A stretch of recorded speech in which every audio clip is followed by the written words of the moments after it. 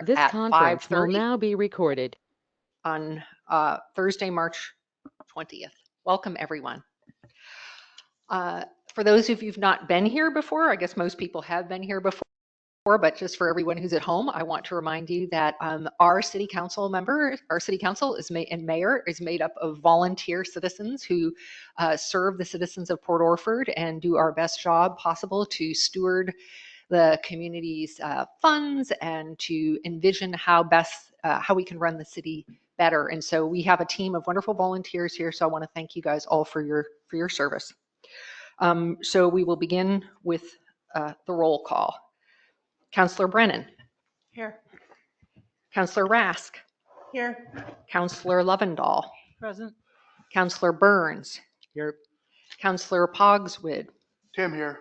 Councillor Webb. Webb here. And we also have here Mayor Ann Velisis and Recorder Joseph Harrison. City Administrator Radcliffe is not with us tonight. And so I've invited Recorder Harrison to sit to help me with our timer and such. So good to have you here, Joseph. Happy to help. Please join me with the Pledge of Allegiance. I pledge Allegiance to the flag of the United States of America and to the republic for which it stands, one nation, under God, indivisible, with liberty and justice for all.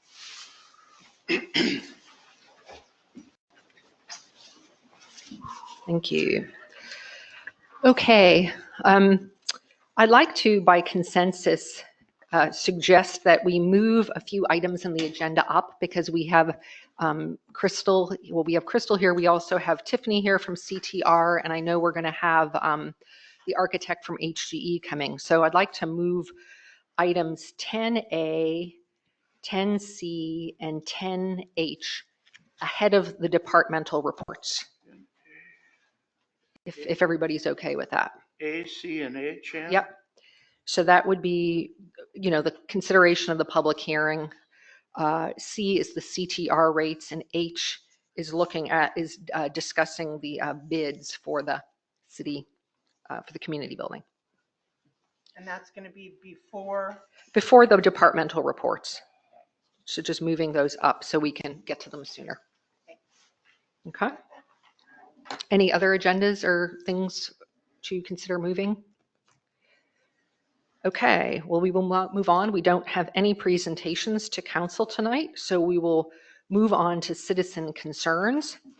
And we have tonight, because we have a public hearing, we have citizens concerns that we're going to speak to at this time, but then there will be people who want to speak on the hearing topic that can speak at a different time in the meeting.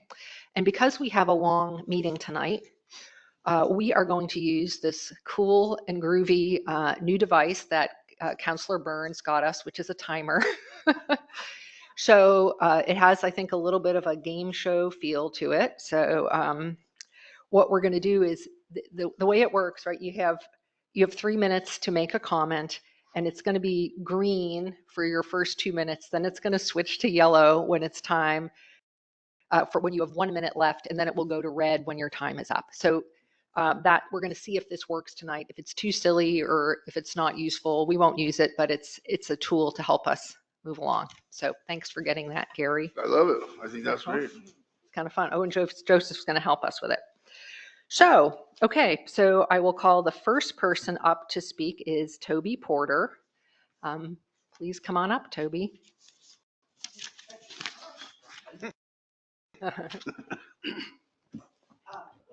And just, you're going to have to speak into the mic. So if you would put it up, and it's a good reminder, all of us as council members, to speak into the mic tonight so that people at home can hear, and also that it makes a good copy for the recorder. Not yet, Joseph. Okay. Well, I am pretty sure you're going to talk about the community building project, and you're going to find out that there was what we call a shortfall, even though we have lots of money in terms of the $1.5 million federal grant. I'm here as part of the fundraising committee with my co-chair, John Johnston, in the back there. We've been working with the city folks to make sure we have enough money to cover the project. And I just want to assure you that this is called a shortfall, and that's what it is, a shortfall. It is not the end of the project by any means. I am extremely confident, the fundraising committee is extremely confident that we can pretty easily raise the money that is short to get the community building done. So I just really hope that you feel that confidence and know that it's real, and we'll just move forward. And I'm happy to answer any questions now or later in the agenda if you'd like. Okay, thank you, Toby. And I want to take this moment to thank you so much. Toby has been the leader of efforts to raise about $550,000 for this project from foundations, and and community members. So she is definitely the fundraising maven for us. With a lot of help. Thank you, Thank you, Toby. Toby. Okay, next up is Troy Russell.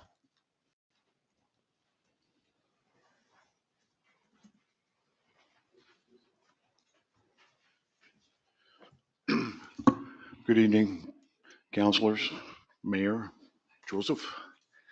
For the record, Troy Russell, I'm a resident of Bandon. I have two questions that are not on the agenda. I'll speak later at the hearing. First question, do you have any updates on the memorandum of understanding regarding providing treated wastewater to Elk River Property Development? So We've been waiting, met in September of 2023 with former interim John Huddle and former Mayor Cox, and that's been a while. And second question is, there's also a pot of money out there, $750,000. If we walk away, what happens to that money? That was all. Thank you. thank you. I should have mentioned that this is even though you may be asking us questions, it's not a time to get into a conversation, but I will make note of your questions and we'll figure out how to get back to you. Thank you.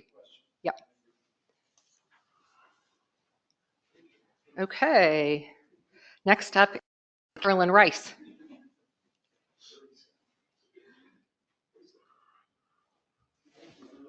Hello, City Councilors and Mayor. I am Caroline Rice. I'm a resident of Port Orford, and I also work for the Redfish Rocks community team based here in Port Orford. I'm here to speak a little bit on agenda item 10F, which is a letter of support from the city to support House Bill 3587. It's nicknamed the Rocky Habitat Stewardship Bill.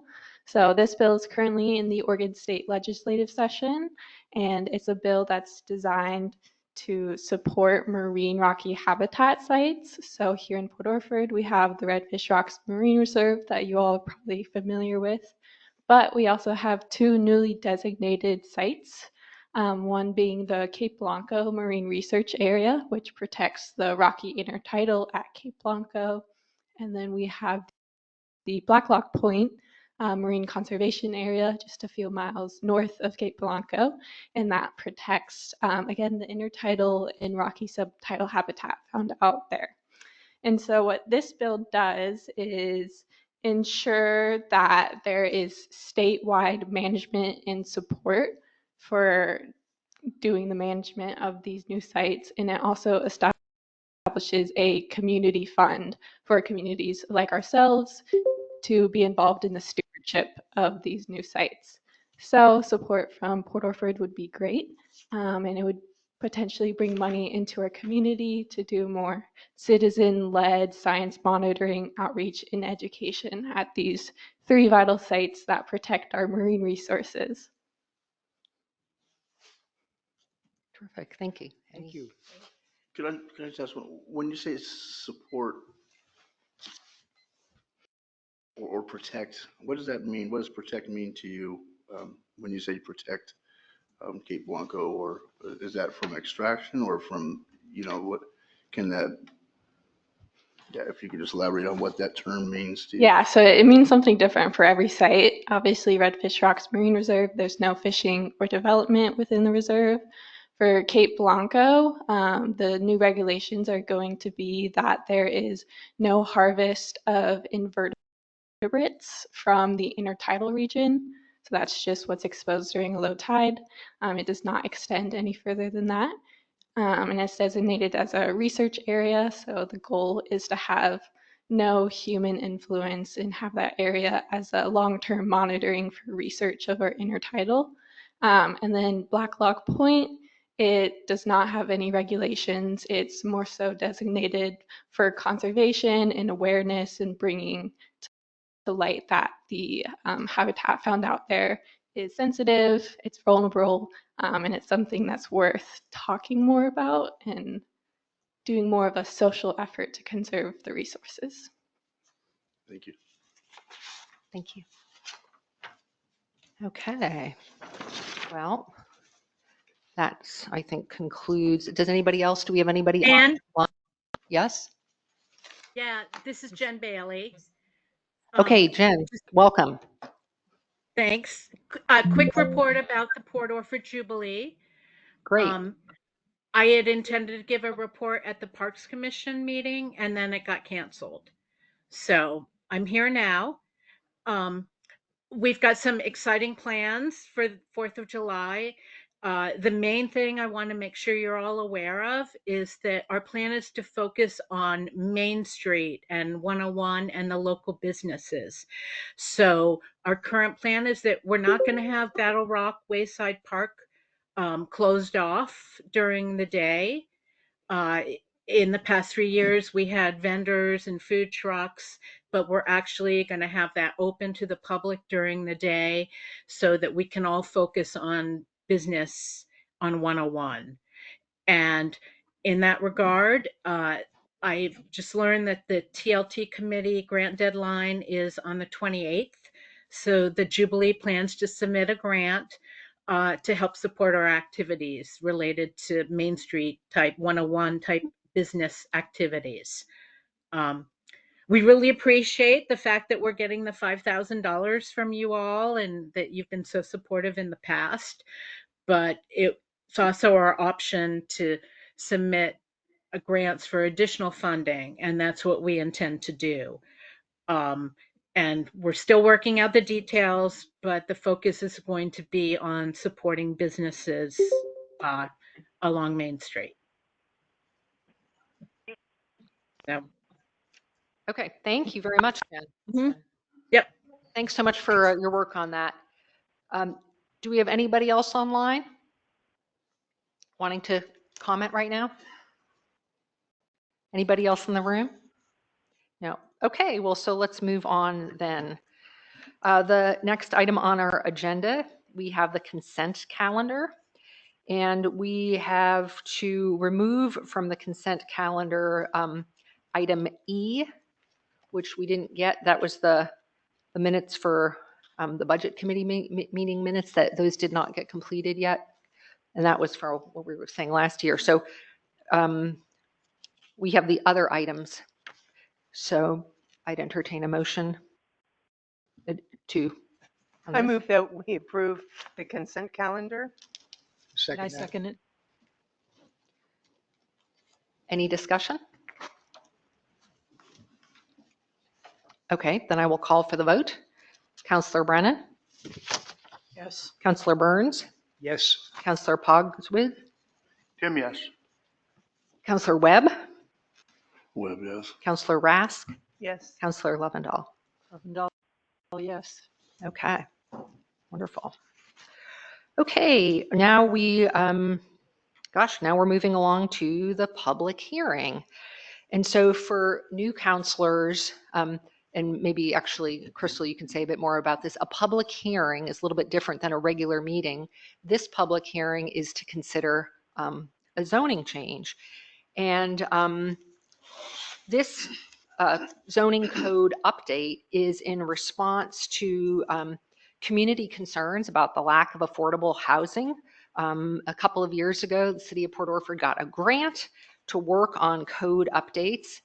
And if you've reviewed your packet, you realize our planning commission has been working diligently on this topic for over a year now with, what was it, 13 or 14 meetings. So I really, we have our chairman of our planning commission here, Greg. I really want to thank you. And I know, Sarah, you served on that planning commission too, Councilor Lovendall.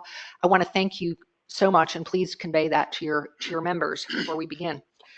And so at the outset, I would just like to say there's a lot of material here.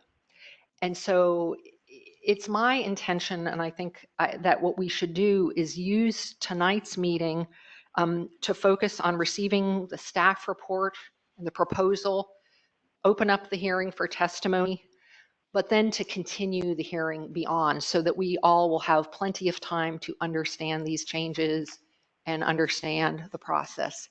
So that's I'm just saying that off the bat so that nobody feels like, oh my gosh, what are we getting into? We will have plenty of time. There's no rush to do this. Okay.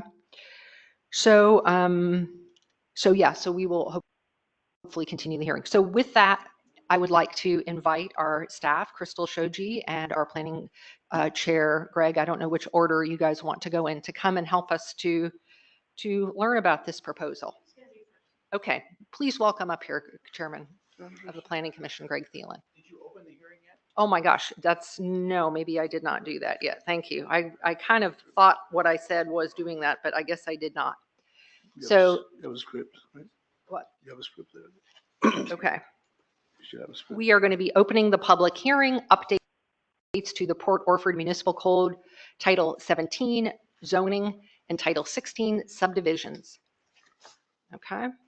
And we've opened it. I actually just gave a brief process review, but I'm going to turn it over now to Chairman of the Planning Commission, Greg Thielen, for some background and help understanding this. Thank you, Greg. Thank you, Mayor. Yes, as the mayor has said, we've been working on this for quite a while, and I've read through it more times than I probably would have chosen to. Please speak into the mic, Greg, if you would just. Oh, I'm sorry. Yeah, I know about this. So we have a zoning map there, and I just thought I would just give a brief, I don't know how much you all know about where the zones are in the city. We aren't proposing that you change any zones. Everything would remain the same as far as the layout, and some of the uses would be changed. So I have a pointer here, so I'm just going to, start with our R1 zone is mainly this area here and over here and over in here. So that R1 is a low density area, 5,000 square feet per home. R2 is a slightly more dense area. That's the red here, where you can have a duplex in that area. Lot size is still 5,000 square feet. C4 is 4C, excuse me, is the commercial area. It goes basically along 101. I believe there's another little area of 4C over here, and there's another little spot up here. It kind of curves over here, but it's the main part of the city, the most trafficked area. Then the 10MU, you'll be hearing about that. You probably already know about it. Is down where the post office is and along this front part of town. So those are just, I just wanted to just kind of, so we've been, the state is requiring us to make some changes for uses we have in the areas, which Crystal and I will get into later. I handed out I think included in your packet somewhere is a little note I made. I'm going to kind of go through it because it kind of, I think it hits some of the high spots. And I just want to say where this is in the packet, so if people want to follow along. Thank you. It's under new business, which is 10A, and it's page 17. So this is a memo that's where it is. Yeah, and I'll just, I don't know if you want to follow along, but so I started off with what we didn't do is we didn't look at the water situation, the curtailment of new water hookups was beyond our scope. We didn't do that, but we felt that we should keep planning for the future, which is what we did, what we've done and we presented for you. There'll be need to be fee schedules, and as I said, no use zones. We haven't created any new zones or moved any lines anywhere. Everything remains how it has been. And the parts that you will see in the code in front of you are only the parts that are being changed. So there's no secret part that's off somewhere else that is not being changed. It's a huge code, and this is just a portion of it. So some of the things we are proposing that you adopt, elimination of the minimum size of manufactured homes, which was set at 1,000 square feet. And there was, I believe even state laws is saying that should be done away with. We have to have childcare facilities. The state is requiring them in residential zones. Anywhere you have houses and people and families living, childcare facilities are allowed to be. Accessory dwelling units are proposed, which is something we worked on 3 years ago. We actually almost were done with that code, and then the short-term rental thing came up, and we had to take care of that. So accessory dwelling unit is like a granny flat, or even it's a benefit for the R1 residential where there's no duplexes, but you could still do an ADU. It's not a workaround. It's a way to increase housing as an accessory to another dwelling. Whereas in an R2 or a commercial zone, you could have a duplex. You can have them in R1. I'm sorry? You can have that's the R1. You can have a duplex in R1? Yep. Wow. Thank you. Why did I not know that? A lot of there's about 8,000 details. So I shouldn't even be up here talking, probably. There was no RV park section in our code. It was mentioned that you could have an RV park, but there were no standards. So last year, the Planning Commission actually went through the process for a new RV park on Madrona and 101. And so this section has been drawn a lot from what the work we did on that, drawn from what we did and in state laws. Manufactured dwelling park standards and zones have been updated. And we'll be talking more about that. Planned unit development procedures. You used to have 3 acres for a planned unit development. There are not very many 2-3 acre plots around, and so that requirement has been dropped, or we're recommending it be dropped. More complete rules for home occupation and procedures for staff review. One of the things that the state is requiring for childcare facilities is to have them be licensed as a home occupation. So those rules all have to be in place. Some design elements were added for planned unit developments in keeping practices with the 10 MU mixed use zone, which currently has some specific requirements. Site plan review procedures for planning clearances have been amended to clarify requirements and to include a process for a limited land use decisions, which you'll hear more about. A limited land use decision is basically a decision made by the staff, by Joseph and Crystal, but that if it's appealed by someone with standing, then it would go to the Planning Commission for review. And that's a very standard piece of Oregon planning code language. And so we've adopted that. Yeah, so I'd just like to say that we do several different jobs in the planning commission. One of them is doing hearings, land use hearings, where we have to be real, we can't talk about it because it could be referred to you. But this is a legislative type work that we've been doing, so we can talk about it. So the planning commission members can meet with you all individually or in a small group. We don't want to have a quorum, but we can do that, and I am more than willing to help sit down with any of you one-on-one or maybe with a couple people if you want to go over this stuff and come up to speed. So that's all I have. Great, thank you so much, Chris is Greg. gonna speak.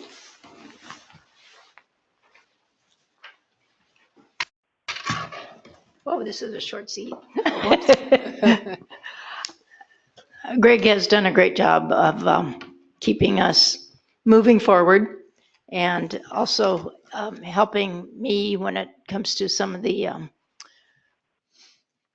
catch-up work, I think, at the end, just where two people could work together on putting the code together in an easier way than me going back and forth and things like that. So I'm going to begin with the staff report here. And the staff report is a common and required part of a land use process. And the staff report should be your third page, probably into this after the, is that right? After the, I don't have the same packet, but it has square boxes on it and stuff like that. It's page 1, actually, but. Yeah. Page 1, yeah. So I'm not going to go through all of this, but I do tonight because I just I want you to know how it plays into the things and what it is for. One second, Crystal. Are you finding it? I've got it, looks like this.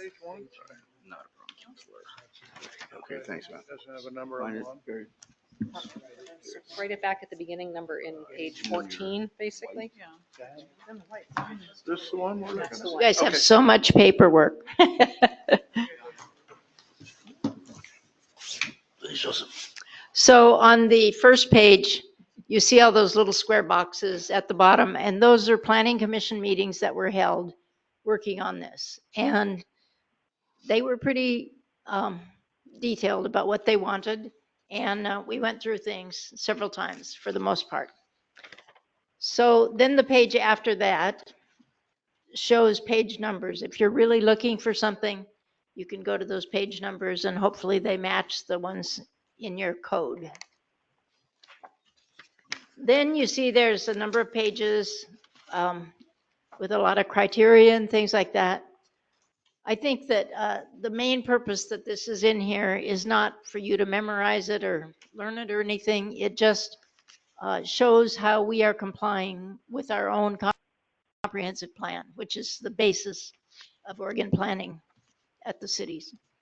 And so we do comply because this is a housing project and our code specifically says that we need to diversify and have more housing. And that's in the comprehensive plan. And then there's a process that we go through on page 4 that talks about how we're supposed to be doing zone changes, and we're complying with that. And then on page 5, we start with statewide planning requirements, and there's certain goals for citizen involvement and things like that. And we've done those things. We're complying.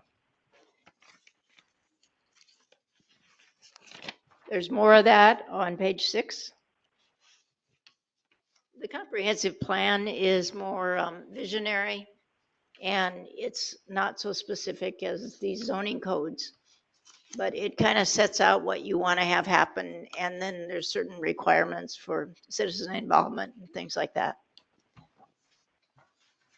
So page 7, that's still going on. And page 8.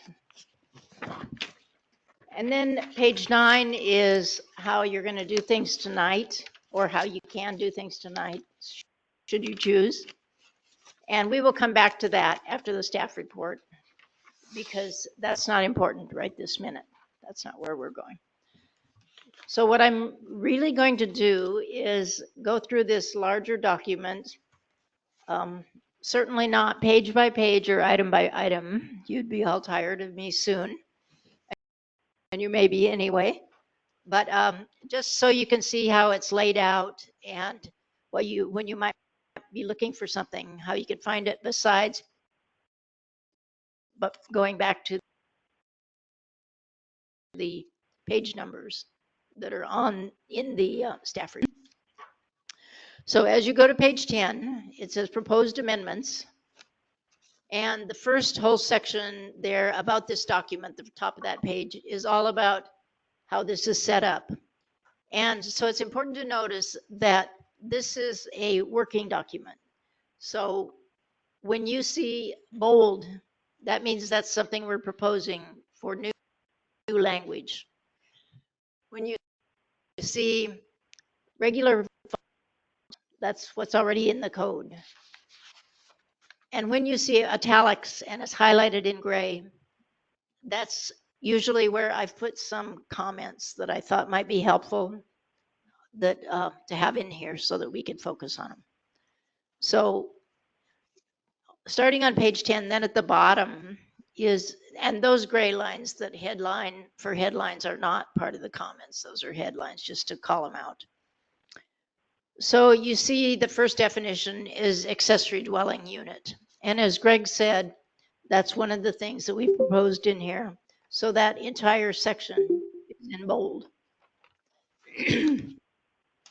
Then on page 11, we have some more bold things, other things that he talked about. You'll see them in bold because they have new names for old things and new rules for new names. And when we say they, we are in an attempt here to comply with the state laws. And where we can, put in some of our own opinions. And we have some of that, but a lot of this, there's just been changes in the state laws, kind of a barrage about housing in the last few years. So as you go down there, see the child care facilities one right in the middle of the page on page 11. And it says this use is required statewide in all commercial and industrial zones except heavy industrial. Reasonable conditions may be imposed, but no special fees or requirements permitted. The state permits this to be used as a process as an administrative CUP, which is also a home occupation.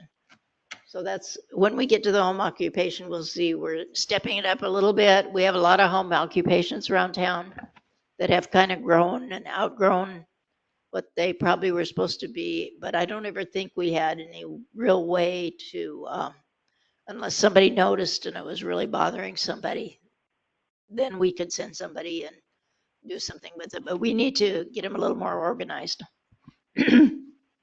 Okay, page 12. Well, you might want to see on the bottom of page 11, there's cottage cluster. That's not any big new thing, except that it's a way somebody could put 3 small houses, and it's part of a planned unit development. So they could be doing a planned unit development, which is a way of, you have to keep with the density requirements, but you don't have to have 5,000 square foot lots. So you would have probably common areas like roads and things like that, that the people keep up themselves who live there. But the hope would be that if somebody wanted to build a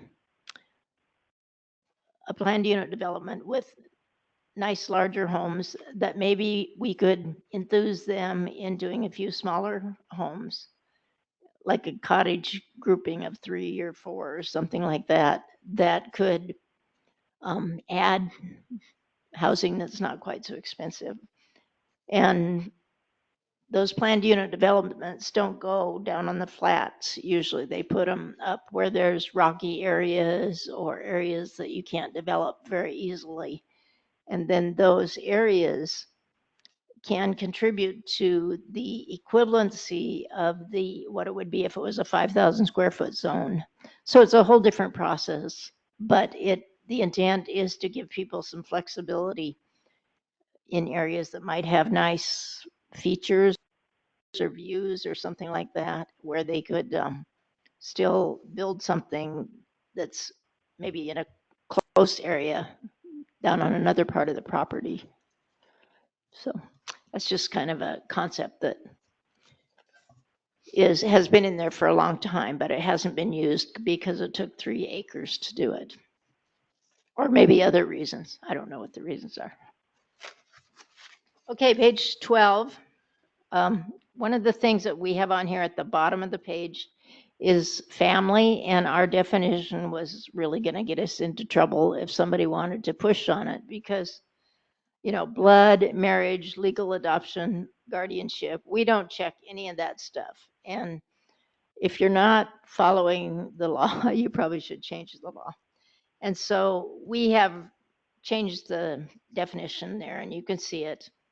And we talk about households, and we don't talk about, even though state building codes talks about single family dwellings, 2-family, we did change this to single unit, duplex, multi-unit, just because we just kind of wanted to get away from the definition of family that doesn't quite fit the way most people are doing things, or some people. Okay, page 13. You'll see in the center of the page that we have new definitions for manufactured dwelling park, manufactured home, and mobile home park. And they're all in here together because they all can be interchanged now. So you could, I mean, they say they're the same, they're not exactly the same, but they can go the same use. Then we have manufactured dwelling parks, and we will see this later. There's a new state definition and new expectations. On the next page, page 14, here's what a planned unit development is. You know, this is just, I'm just trying to set you up. So if there's something that interests you or confuses you, maybe you can find it in here a little bit by going through these definitions. The next page, page 15, down at the bottom, there is limited land use decision, which is called a type 2 decision around the state. And this is what Greg was talking about when he was saying that we were going to go to this order of procedure. And it's because we wanted to do site plan reviews, because like when we did Dollar General, the Planning Commission and the community really had no input. So it was an engineering thing, and I was involved, and we tried to make sure they did everything that they were supposed to, and I think they did. But there was some question about how people could be involved in commercial uses if they wanted to. And the way that we found with talking to the state and what I've seen in other communities has to do with the site plan review that initially goes to the staff, and it wouldn't just be Joseph and I, it would include Public Works and anybody else on the city staff, the city administrator, if she wants to do that or has time, and do a site plan review, but you have to have a criteria for that. You know, you're not just going to say, we'll do a site plan review and bring it to us. And so we had to have that. And we wanted at the same time to take out a lot of conditional uses, because the state wasn't going to go for all those conditional uses. And I didn't think you guys would either, because some things just should be permitted uses in some zones. And so this is the procedure that Greg was talking about, when people can do a site plan review, but we send notice to people around that. And then if they want to appeal it, then it comes to the planning commission, and that's what the counties use around here, and all the other the larger cities anyway. Maybe if they're smaller than us, they don't use it, but most of them are using this now. And the state recommended that we use this, and we were glad to have their advice. They have a housing department up there now that tries to keep us out of trouble so that we don't do something that somebody's going to take us to LUBA or sue us for or something. So that procedure for that limited land use goes on for about 4 pages, and we're not going to go through it all. But let's go to page 18. And that's where we start having the use zones. So now already you can see that the use zones and the definitions work together, because you're going to have certain things in the definitions, and then you're going to find them in the use zones. So go to page 19. And at the top of each use zone, you have the uses permitted outright. On this one on page 19, it's got a B in front of it. And then you have the conditional uses. And so we put in here where you also go to get information about that use. And a lot of these up in the uses permitted are, you just go there and it says how you have to do it very briefly. And I'll show you 1 or 2 of those so that you can see it. Crystal, can I interrupt you? Could you just help us, remind everyone what a conditional use is? Oh, sure. So permitted uses are uses that are the main uses for that zone, and they are permitted outright.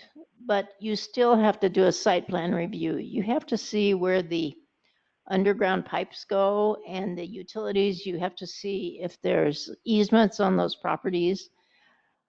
There's a lot of things that go into that. And then any standards that we might want and what we want to see on site plan review. Now, Joseph does them all the time for single family homes and things like that. But we didn't have that in our code, and we've added that now. So a conditional use means, so those are the outright uses. And then the conditional use, you go to the planning commission, and the planning commission works with you and determines whether there's something else that needs to be added or conditions that need to go on that use so that it will be successful within the place that it's put. And there's usually criteria for that, and we'll see some of those in here. So we didn't mess with lot sizes or anything like that. Most of that's just in here because it was in that same section. Okay, page 20. This is where we're getting into the 2R zone, which is the second residential zone. And you see down in the middle, number 8, past the middle, manufactured dwelling park crops up because it's required in a single family dwelling zone. They want one zone at least that has it. And we put it in we're proposing it in the 2R zone, which means also we used to have it in the 4C zone, but the state law says we're not supposed to have it in our commercial zone. And we even thought that we could leave it in there because our commercial zone is mixed use. But they said no, that the law is trying to get you to center some of these things in specific zones, which we haven't really had before. That wasn't how these zoning codes were set up, but it's changed over time. Also, you'll see some things on here that aren't related to housing. I mean, when we were going through, like we say, private stable, number 8. Well, there's 2 number 8s, I see. The numbering always gets screwed up, but it'll be fixed before you adopt it. But private stable where building site is 1 acre or more. So there's always been a lot of questions about that. Like, we don't have a very good handle on it when it happens. We don't know how much of that acre is supposed to be for the animal or how it works. And we thought that that should be moved to conditional use so that we can see what the site plan is. And so that's proposed in the zones where the private stable was included. Also, let's go to the next page, page 21. Let's see. I think some of this Greg already answered, so I'm not going to go through it again. Page 22.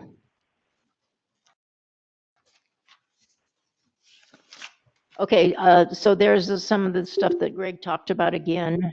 The state, up on number 19 at the top, state requires in all dwellings in residential and commercial zones as a home occupation, and they're talking about childcare facility. Then conditional uses. So we had to take out the mobile home park and the recreational vehicle park. But we did leave in the RV park because there's nobody telling us we shouldn't do that at the state level. That's not considered a housing use. Even though you can live in them, now it's not considered a housing use. Okay, let's go to, let's keep paging through this so we don't take all night. Let's see. I'm just gonna, a lot of these zones don't have too much change in them. I just put them in there because, I don't know, it seemed like there was a few things we had to change in words maybe in each one of them, but not concepts. So keep going to page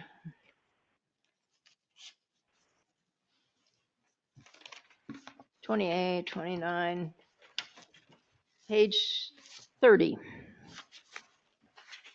So this is the Battle Rock Zone.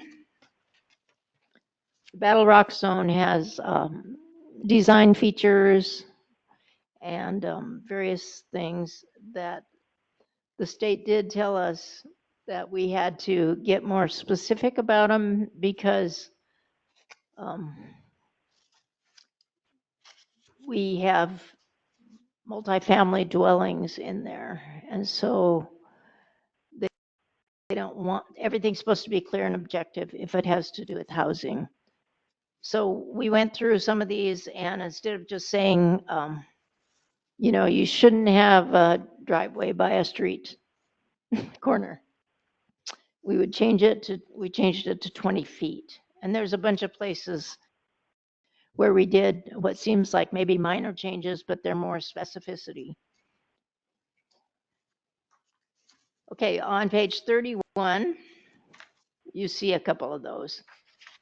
31J, see it said avoid parking accesses from or located on street corners. So we changed it to parking access to the property shall not be provided less than 20 feet from street corners. So that's what we're talking about, specificity and clear and objective wording. Okay, on page 33, we have one of our top headers here is manufactured and prefabricated dwelling placement on individual lots. So you see almost that whole section is crossed out because those were old words that the state had us adopt in the 1980s. And only cities our size still have them for the most part. And it was time to get rid of them. So we're not having that 1,000 square foot requirement for manufactured homes. At that time, the manufactured homes were, some people thought they were strange or something. And so they were making these rules to protect them. And nobody was at that time building small homes. I mean, they were mostly over 1,000 square feet. So it was trying to make them equal. But now to make them equal, we need to take out the 1,000 because people want to build sometimes very small homes. And that's part of what the state wants us to do, and we are doing it. And then we have underneath that on the bottom of page 33, the beginning of the home occupation. And you go to the next page, 34. These are all rules we had for home occupation. Again, the ones that we had are in the regular font. And then we've added some sections F, G, and H that are in bold because they're new language. And it's a way that we can start to process them maybe a little bit better. And if we need to review them or tell somebody that they've outgrown it, this would give us a way to do that as we go on to page 35 with the rules too.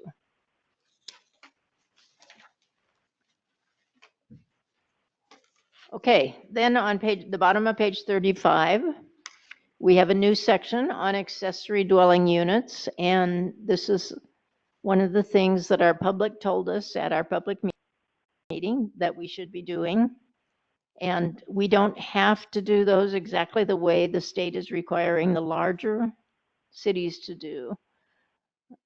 They were not allowed to have parking, but we don't have, I mean, they were not allowed to require parking, but we don't require parking anyway.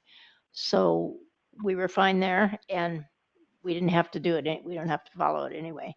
So we got to choose our own size. And we said that the ADUs, I think it's on the next page, they should be a maximum of 600 square feet.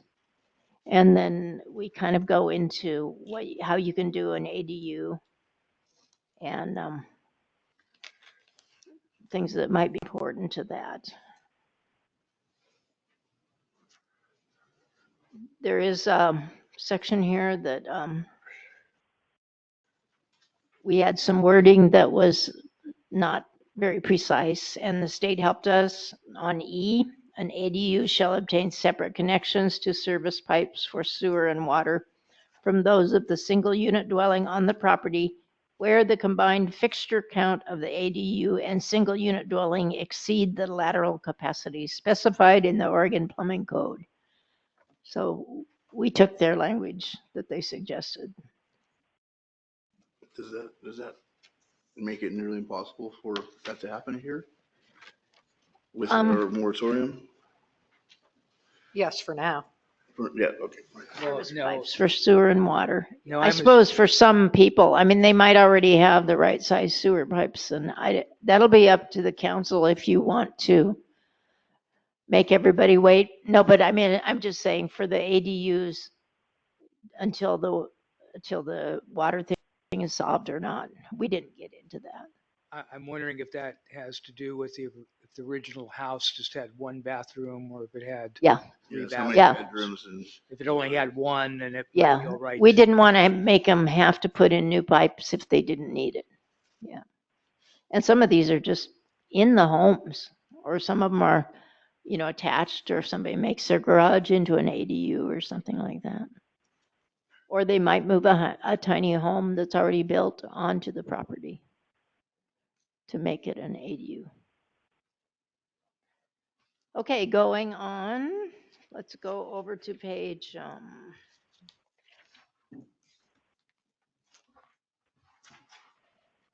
what's the next one? Did I pass something by? Oh, PUD. Yeah, so there's a lot of new PUD requirements, planned unit development. We didn't have a very good, how would you say it? There's two or three sections to PUDs.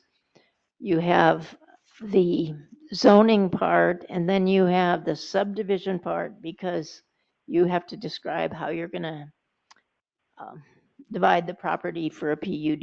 It's a little different than a regular piece of property that you're using for something else.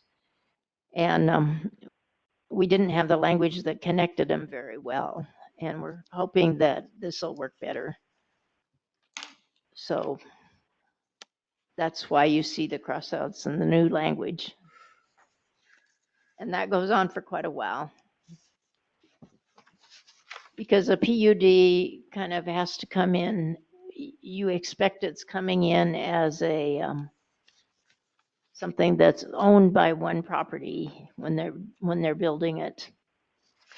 But they might also make a PUD subdivision. There's different ways to do it. So we're hoping to cover that in the way we've written the code.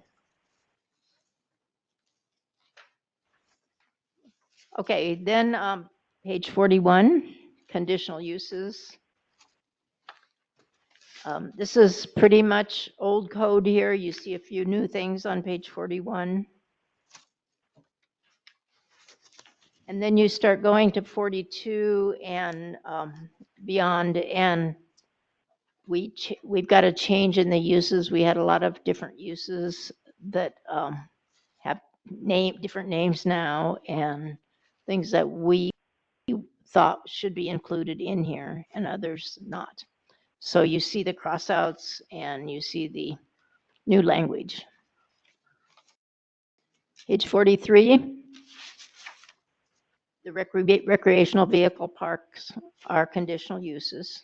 Crystal, just one thing real quick, on 41. Yeah. Bold, first bold print there under sections 1732.060, time limit on conditional use approval. What is that? Can you just? Oh, quick- you mean up at the top? It is, It's coming up. 060.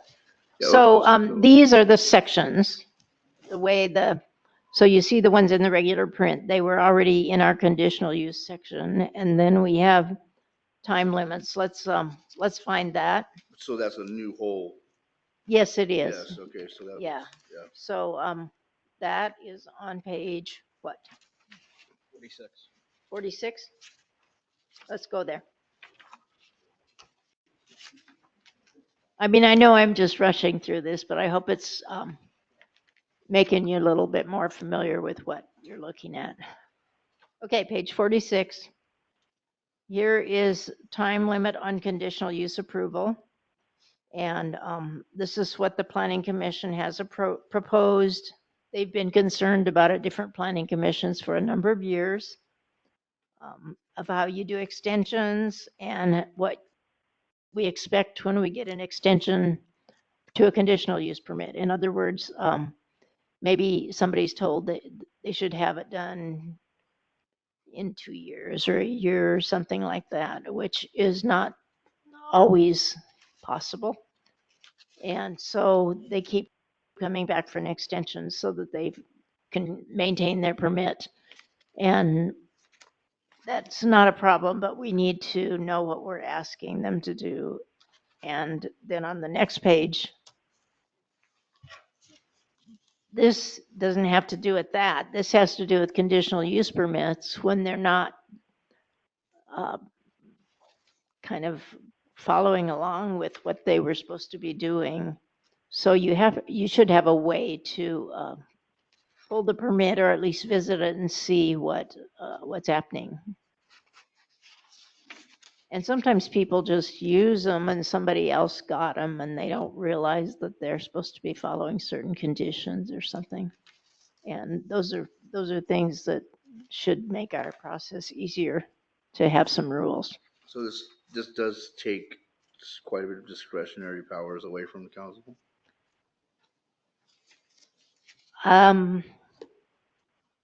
Yes, Well, it could. yes, okay, Yeah.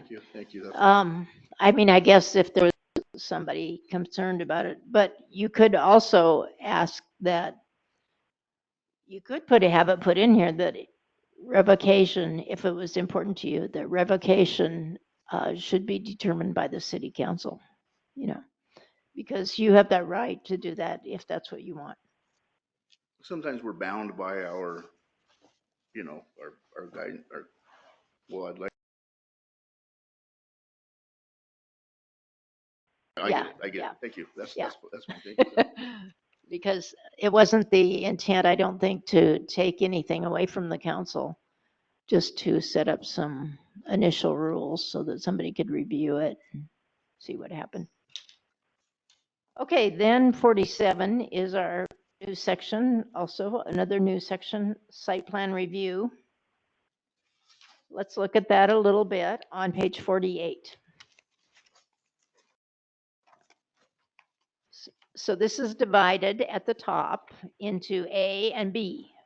A is type 1. And type 1 is something that Joseph does all the time for planning clearance.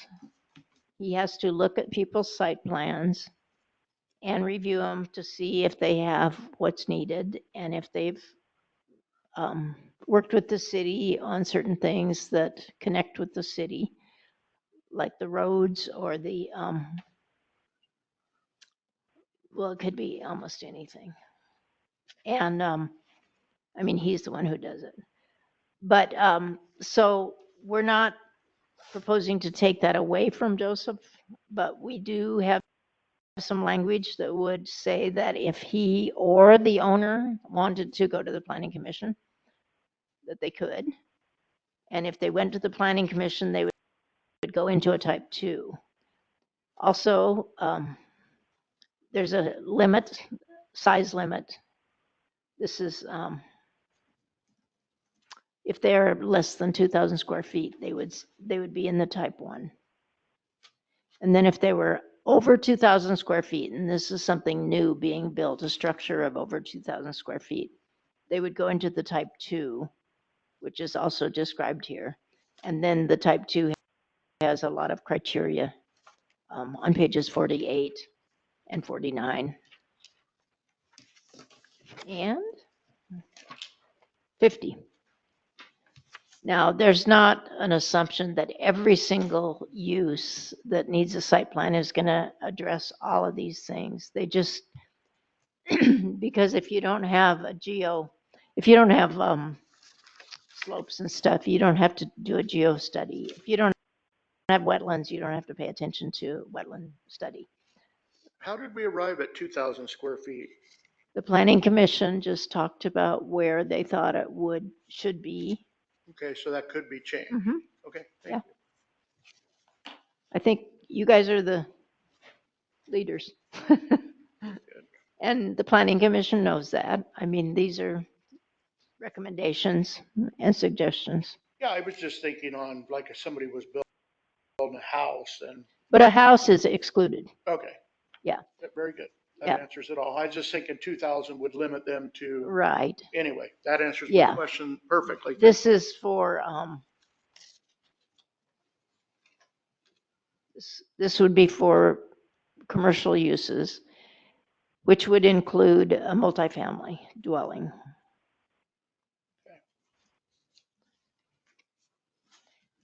And I think that language is all in here. Yeah. But be sure, and this is just the go through to kind of give you the idea of where you want to look and see if there's things that concern you. So we're almost done with this, but also in the site plan review, we have the requirements for manufactured dwelling park. And we used to have those in the conditional use permit for many, many years. And I don't know if we ever actually used them because I don't know if anybody did one. I think the one we have might even be older than, I don't know, mobile home parks and things like that are older than our zoning code. But we moved them because the state wants them to be permitted uses, not conditional uses. Because that's part of their rules, our rules, legislative rules. Okay, so we're almost at the end here, and I hope this is helpful. You see a lot of crossouts for planned unit developments, and then there's a new section right at the end for these go to the different code. This is the 16 Title 16, which is the subdivision ordinance and the petitioning and things like that are in there. So I'm going to stop here. And I don't, Okay, thank you very much, Crystal. And Can I make one more comment? sure, please come up. Thank you very much, Crystal. Really appreciate that. Yeah, Greg, do you want to? stay here just for one thing, but yeah, you can. I wanted to address Councilor Webb's question about the appeal of the conditional use permit. On the top of page 47, it says appeal of a planning commission decision on a conditional use permit is subject to all requirements of 1704-200. That is city council. Okay, all right. It's in there. Okay, thanks, Greg. So I just want to say we have probably a bazillion questions, and so we're not going to take the time to do them tonight. I just want to mention that because what we have to do tonight is still open testimony, to take public testimony.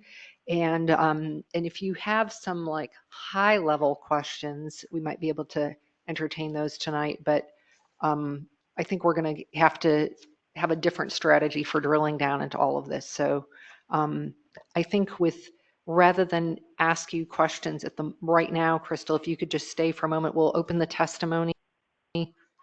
Yes, and before we open the testimony, I want to do a little thing about the Options, written testimony that we've gotten. Okay. So when we take written testimony, we take them in as exhibits so that we have a record in case it goes to LUBA or just for our own use. And so we already have a record from the Planning Commission hearing.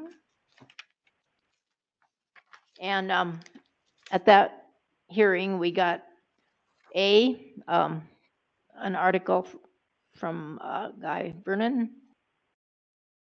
America doesn't have a housing crisis. It has a moving crisis. Did we actually get the whole article? Because we just got the front page of this. Did we get the whole article? It's just If it didn't print the whole thing, I'll make sure it's printed. And Okay. I'll send it to the counselors and get that updated. Apologies. Thank you. Thank you. That's a good question. We don't want to just be doing things to be doing them. Yeah. Okay. Okay, and then we have B, email communications submitted by Ryan Feldman. And we went through this testimony by Ryan Feldman and addressed things that the Planning Commission felt we could deal with. I mean, one of them was he thought that we should address whether something was an ADU or a duplex. And we look, because some of them can intermingle. And I found something for that was an answer by the state in 2022, and they said that they could be either one. We're not trying to say that they only have to be one if they fit both definitions. The person can decide what they want them to be themselves, and it can interchange over time. And we put that in the code in the definitions. So you might be interested in that. Then we had code language proposed by Troy Russell. The Planning Commission looked at that and talked about it, but they chose not to include what he was asking for at that time because it seemed like an individual thing rather than something that would apply to everyone. But Troy may disagree with that. Okay, and then we had another article about ADUs that I had for the Planning Commission, and that's D. So we have now an E, correct, Joseph? Exhibit E, could you name what that is? So it is a packet of information submitted by Troy Russell earlier today. It includes a letter of testimony, the order and findings of the 2024 extension of the conditional use permit 16-02 and 16-03, and the original final order of conditional use permit 1602 and 1603 back from when it was originally approved, I believe in the early 2000s. Okay, have we had any other? So I have Troy Russell, letter and testimony. Mhm. And I'll get the names of those other things from you and add them in here. And we need to put that in front of the council when they have their work session. Mhm. It will be added into their packet of information at the next work session. That's what we don't have. It was submitted today, yes. And then, did we have any other submissions today? Not that I'm aware of. I will check real quick though, in case something has come in since the meeting has started. And while he's doing that, I just wanted to share with the council and the public that we will take more written testimony. And if somebody's not going to be here to testify or they don't want to do it during that time for some reason, we need it now. Otherwise, you can bring it up when you testify. Is that okay? Yeah, that's good. And will there be a chance to transfer to the next meeting for public hearing as well? That will be up to you guys. That's what we will determine. I think, There's- I mean, Well- you can always do that. Well, after we take the public testimony today, then we will decide what we're going to do. We will probably close the public testimony at this time, but then we can decide to open it up again. We can decide to continue the hearing and how we're going to do that. So there's a couple of options that we'll have to keep this discussion going. And a little bit of that is on the back page of the staff report. I found that, but I've lost it. That's on that's the last Page page of 9. the staff report, page 9. Okay, I'm going to sit down then. Okay, thank you so much, Crystal. This is, Thank you, I Krista. kind of feel like this whole, this is a huge body of work that you and the Planning Commission, and I know Joseph, you worked on it too, so thank you very much. It's quite extensive. So with that, I think we're going to open up the testimony for this public hearing. I don't think there's any other further staff. And we have Troy Russell. Can you come up here and give us your testimony? We got something new since then. That's, okay, all right, okay. Gotcha, thank you. Twice in one meeting. Again, for the record, Troy Russell, live on Trout Pond Lane in Bandon. Thank you for the opportunity to register our concerns. I represent Elk Ripper Property Development this evening. Councilors, as you deliberate on the proposed updates to the Port Orford Municipal Code, I would like to request that you consider the clarity of 17.32.060. It's on page 46. Regarding the time limit on conditional use approval. Does the amended language apply to our project, or does it only apply to new conditional use permits that the city issues? If it is intended to apply to our project and therefore limit our right to further permit extensions, what are the rules that actually apply? Does it mean that we have three more one-year extensions to request? Does it mean that we have 2 years followed by 3 one-year extensions? Does it mean we have no more extensions to request because we have had 3 extensions already, and thus our permit will expire in the next couple of months? Does it mean something else? I would like to stress 2 things. The most important is clarity. The language that the council adopts should be clear as to how it applies to previously issued conditional use permits like ours. What would be most clear and equitable would be language that grandfathers conditional use permits already issued to the extension language that the permits were issued under.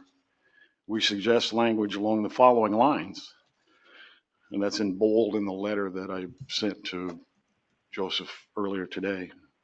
Previously issued conditional use permits in effect on the effective date of these amendments will be subject to the standards for duration and extension in effect on the date the conditional use permit was originally issued. I would like to request written notice on the final decision, city decision, and I'm closing for the record our initial permit from 2017, which is a pretty large document, and the most recent extension from 2014. Thank you for your consideration and clarity. Thank you, Mr. Russell. And thank you for the Planning Commission for going through this. It was a thankless task, I think. Okay. Do we have anyone else who would like to testify on the matter of the hearing? Anyone online?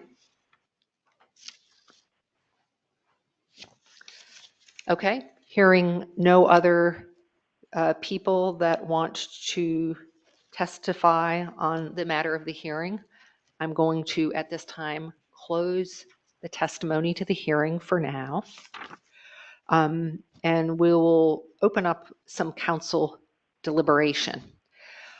As I was mentioning earlier, I think because of the time, we don't really have a lot of time to start discussing this tonight, but what I would propose that we do is not only continue this to the next meeting, but to also set up a special session where we can really dig in and talk about this.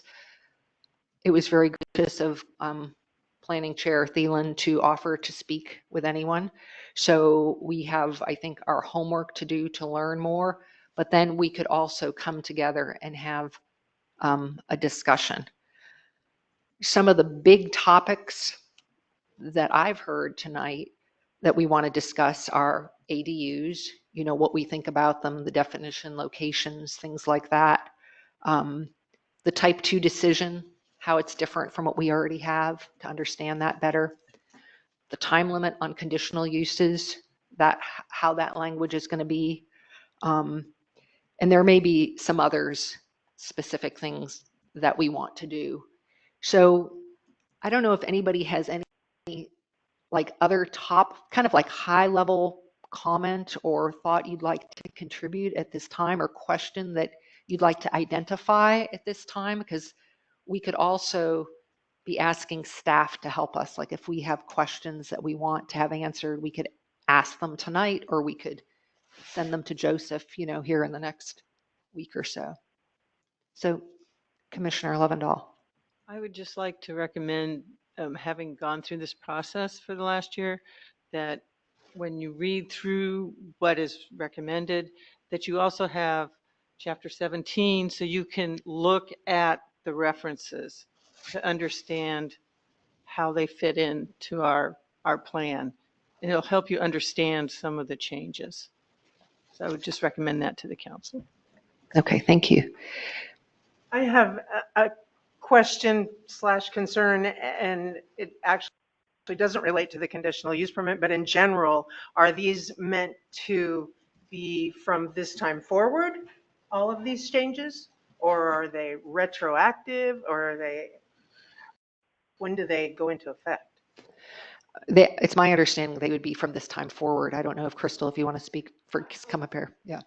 From when the time it is that we choose to make them into effect. And because we have this water question, which I think is actually a very big part of it too, you know, we may choose to adopt the ordinance, but say it's not going to go in effect until we, there's another part of our meeting tonight that's part of our priorities, is to develop a plan for coming out of curtailment. So we may have to say we're going to wait.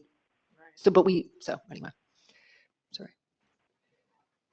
Everything in the zoning code is forward.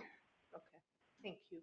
The, except the issue that Troy talks about, because that's a different decision. That the conditional use goes forward, but the timeline was never stated of how long it would go on. So, yeah. Councilor Webb, do you have any kind of high level comments at this time, or any concerns or anything you want to, or questions? Not really, just generally don't fear of taking discretionary powers away from, I just want to be sure that, and that's all because there's going to be those things that come up. Yeah. And we are tasked with answering those questions, and I just want to be able to answer them if maybe. So that's all for now. Thank you. Okay. Councilor Brennan, any comments or questions? Not until we've been able to go through it in more detail. Okay. How about you? Anything, Councilor Burns? Councilor Pogswood? I just want the time to go through this properly and not be rushed to make a decision on any of it. And we spoke about that today, and I think everybody here feels the same way, Brett, and everybody's shaking their heads. Planning took an awful long time to get through this, Yeah. and there was an awful lot of work, and I think planning, and I think so Crystal. So thank you very much. And so that Title 17 that Sarah's talking about, is that Chapter It's the 17? I'm sorry. It's the zoning code. So Yeah. So I mean, we could well, get, we have that. I have that. Okay. you have it. Well, I It's just- online. We could, if anybody needs it, you can, I'm It's sure, ask just nice to have it Joseph like side for by another each, copy. Well, isn't it kind of incorporated because it's crossed out? It's helpful. It's, Yeah, you have it in your book. yeah. In your municipal, and so what I did when I was going through this, is when we made a reference, I would. Sarah look up the took- reference. And that's right. What I did when I went through this, I took this out and I went through the references so I could understand Right. where I the like change. your, that's a good, I'm going to do that. Thank you. But it's in your book. Okay. Okay, so what I would propose at this time is we have, as I said, the options to continue this meeting. We're not going to approve it or do anything tonight. We have the option to continue the hearing, and I recommend that we continue it to a special session or a work session. And so an idea that I would propose is that we continue this to the next meeting, which is April 17th. So it's our next full meeting. But before that, we schedule a work session. So in other words, I'm thinking that it would be useful to have like a 2-hour work session or special session where we can really dig into this. Presumably people could be asking questions of Greg or Joseph ahead of time too.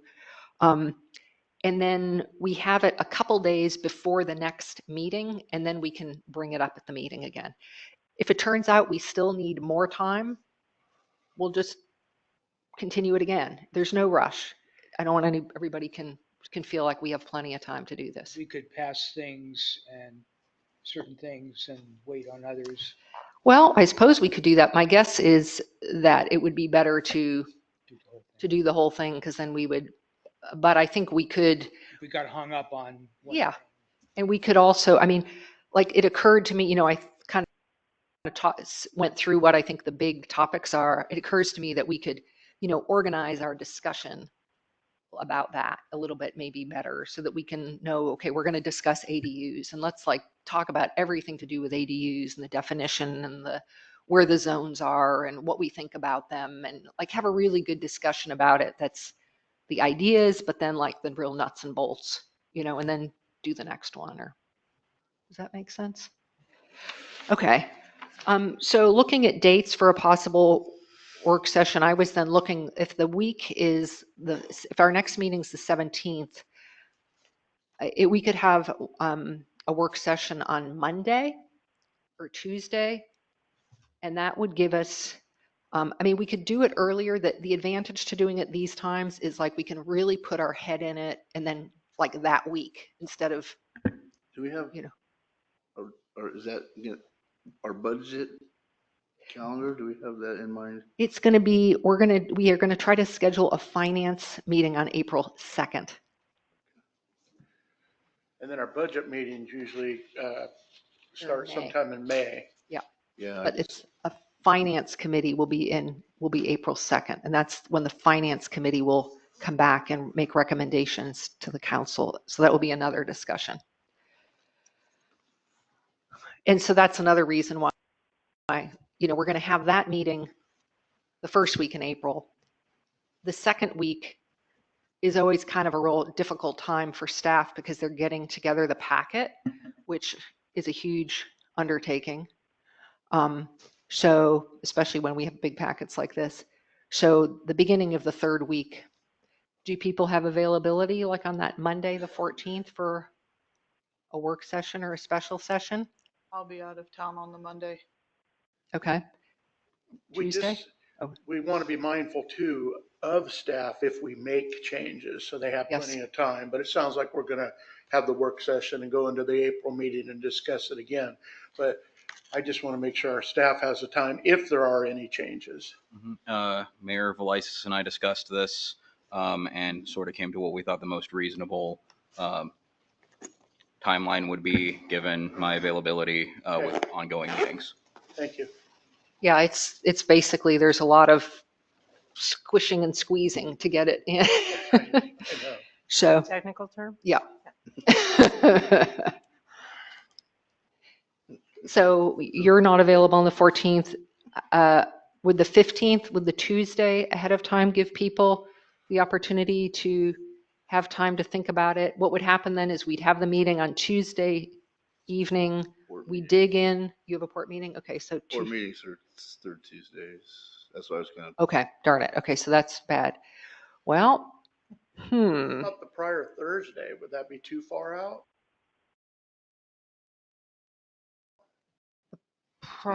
That's the, I think that's the part, oh no, that's the, I'm that, pulling up the city calendar. No, okay, thank you. the 10th would be free. Is that the prior Thursday? It is the Thursday prior to the regularly scheduled city council meeting. Do you think that?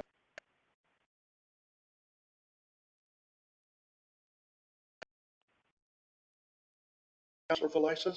I don't think it would be too far out. It's just that's the night before the council packet is due. So staff to kind of get it done, but because of, yeah. Get a good look at it and And we will have, don't forget, another public meeting. So this is the other discussion is, I closed tonight. We can open it up. We can decide to open it up. If we do a work session, that would probably not be a time for testimony, then for us to discuss. And then we could reopen it again at the next meeting. I guess my meaning was that if there were to be changes and the staff could get it in, we wouldn't want to put that out on a Monday afternoon or so. Right, yeah. So the prior Thursday sounds good, Joseph, if you can handle it. We'd have to, maybe we could plan the agenda accordingly. If it's all right with council, I think I can make that work. It's just when it comes to this particular item, I will include a note that basically says this item is subject to based on city council discussion at the work session. Update will come out, as soon as I can get the update done. It's April 10th? April 10th. Okay. What time? I would say 5:30. It just seems like it's useful for us to keep the same meeting time, then we don't forget. So And 5:30. the question is, then do we make it a work session or a special session? We shouldn't act on it, like Brett said, Yeah, so that'd be the only reason Yeah. unless you were gonna add another agenda item, which. Well, the only thing would be like if we wanted to extend the meeting longer than 2 hours, but we can do it as a work session and then we'll have the Regular meeting. regular meeting. And if we need to extend it further, then we can. If it turns out that it's taking time and we're just going to do one thing at a time, we'll keep going. And hopefully Crystal won't disown us. Yes. Would like us to be available at the work session, right? Yes, that would be fabulous if that's okay. So could I be online? Yes. Yeah, absolutely. Okay. Well, so why don't I would then entertain a motion to, I think we're to continue this hearing until Thursday, April 17th, with a work session scheduled for Thursday, April 10th. So moved. Second. Any discussion? Do we think that is an okay motion, Crystal and Joseph?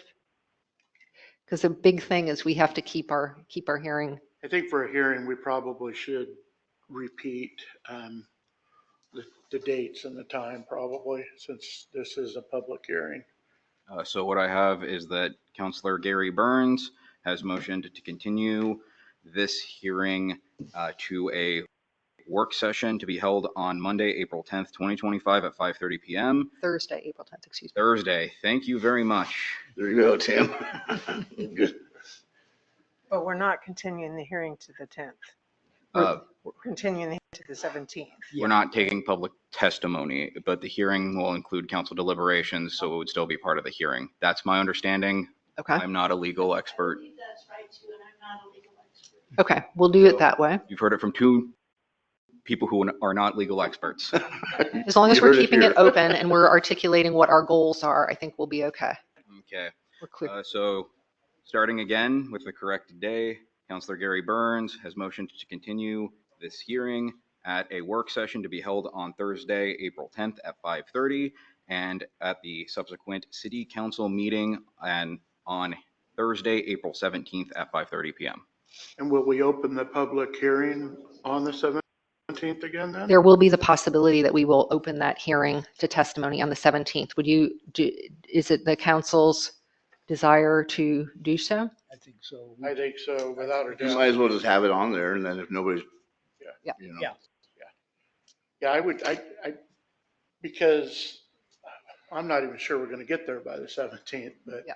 let's just say a miracle happened and we got there, we got to at least give the people a chance to understand what we decided on. Yeah. And they should be able to speak to that. Okay. Joseph, did you have something? It was just a quick note on that. This is an ordinance, so it will also require two readings. So there will even be more time than just the 17th or the subsequent meeting. So Perfect. we have That's fair. a good bit of time. Because we could just add testimony to each meeting. Yeah. And We did that similar, Crystal, with the height changes. right. We just continued on and added testimony as it come in, different meetings, so. Okay, so we have the motion, we have the second. I don't think the motion included the testimony being open. We've been clear about that. So I think it's okay. So I will call for the vote. Counselor Lovendall, Yes. Counselor Rask, Yes. Counselor Webb, Webb, yes. Counselor Brennan, Yes. Counselor Burns, Yes. Counselor Pogwizd. Tim, yes. Okay. Excellent. Well, thank you, everyone, for, again, for your work on that. Thank you, Crystal and Greg. And thanks, everyone, for putting your attention to this. It's a complicated topic. That portion went way better than I thought it was going to go. Thank you. Now the hard portion of going over it all. Right.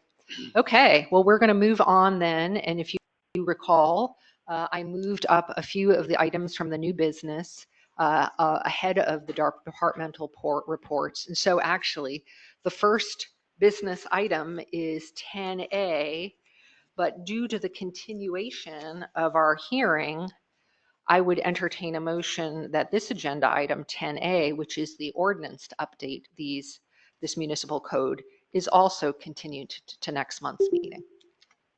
I would make a motion to continue ordinance 2025-01, the housing and zoning codes updates, to the April 17th meeting at 5:30 PM. I'll second that. Any discussion? Okay, we'll call for a vote. Counselor Brennan, Yes. Counselor Burns, Yes. Counselor Pogwizd, Tim, yes. Counselor Webb, Webb, yes. Counselor Rask, Yes. Counselor Lovendall. Yes. Okay. Next, we are going to, we have 10C, which is the CTR rate change. And we have actually here Tiffany Rugby from CTR. Tiffany, why don't you come up and introduce yourselves? And maybe you can give us just a brief explanation about what this entails.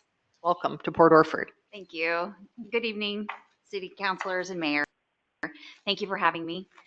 My name is Tiffany Rugby. I'm the office manager at Curry Transfer Recycling. and I'm here this evening to discuss the 2025 rate increase for the city of Port Orford. Our rate increase is based on the consumer price index, or the CPI, each year. And from 2024, previous year, excuse me, and from 2024, that's 3.2%. 75% of that CPI would result in a 2.4% increase for the Port Orford customers. The increase would reflect a 76-cent per month increase on our basic 32-gallon garbage service, and this would take effect April 1st of this year.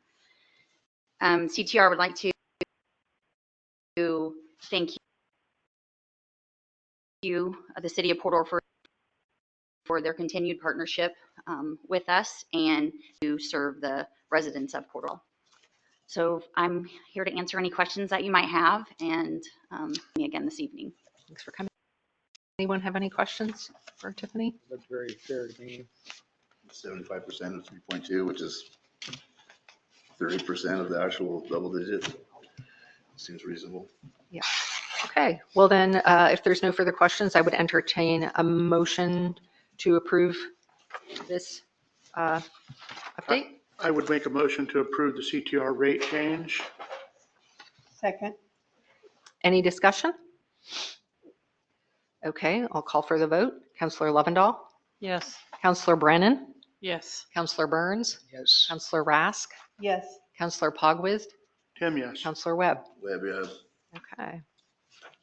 And then we have the next item coming up, which is Thank you very 10H. much. You're good. We Thank you. appreciate you. Thank you. Oh, whoops, gosh, yeah. You give us great sorry. service and we do appreciate you. Thank you very much. Guys. Thank you, Tiffany. Gosh, I'm just like moving it on. I'm getting through it. I'm so sorry. Thank you guys. Thank you guys The minute you for say that, something goes wrong. being my conscience here. You're doing great. Okay. Well, that gave a moment for Mr. Slack to come back. Thank you, guys. Have a Thank safe you. drive home. Down to Brookings, those guys I think came from. Did we skip B? We did because I moved those items up Oh, and then we'll come back. It's a little confusing because I wanted to just make sure we get these people. So the next is H. And I'm going to give a little description on this. Can you And tell me what page that's on? It's 29. 29. Thank you. And we have Mr. Joe Slack from HG is here tonight. Joe, if you want to come up, you can in case we have questions. And Administrator Radcliffe and I have been working on, which is we had some unfortunate news, which is we put out the bids for the community building, and the bid came in, and it came in much higher than we expected. Joseph, did we actually we didn't get the printout here. Did you print them out or no? I will, Are we on? did you send it to me? 29. Yeah. and Okay, it's- if we can take a brief recess. Okay, well, maybe well, you're right, because I can't, maybe we can, let me describe it, but no, we should take a Yeah, brief recess Brief to do this. recess, and I will get that printed off for the council. Okay. Apologies. Okay, Hectic packet. we're going to take a 5-minute recess right now. Or do I have to make a motion to do that? No, We have I to think take- Just do whatever you want. Okay, we're taking a 5-minute Right. recess, just so Joseph can go get this. About that. All right, and while we're at recess, I will be muting the mics for those online, so you will not hear anything from the stream. Thank you.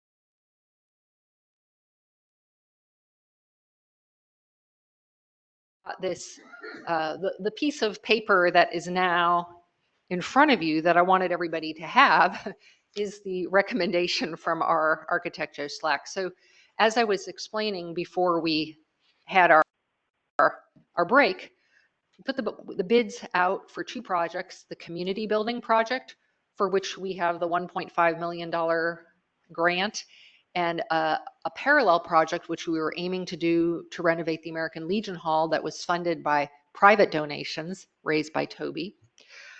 So we had the perfect plan to work on these, and the bids came in significantly higher than we expected.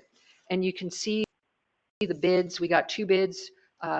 HGE, the company that Joe works for, that was with us, hosted a pre-bid walkthrough. We had a bunch of contractors came. Two contractors made the bids, and they were significantly higher than what we expected.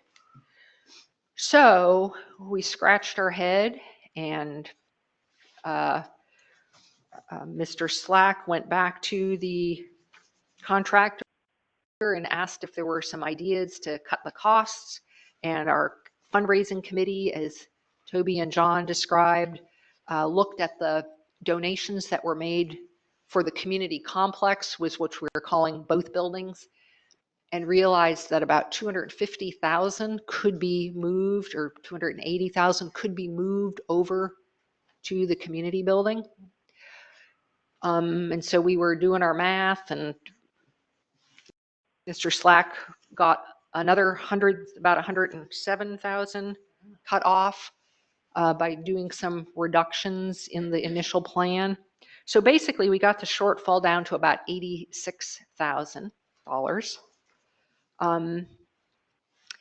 And we,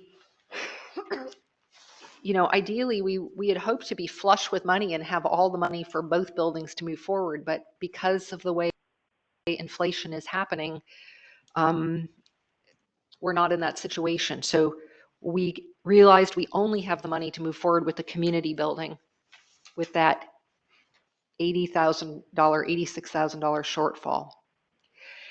So far, as Toby suggested, she's already in the past, I think, was it like 5 days or 6 days, has been out shaking trees and trying to figure out a plan to raise more money. And she's already begun to raise money to fill in that shortfall.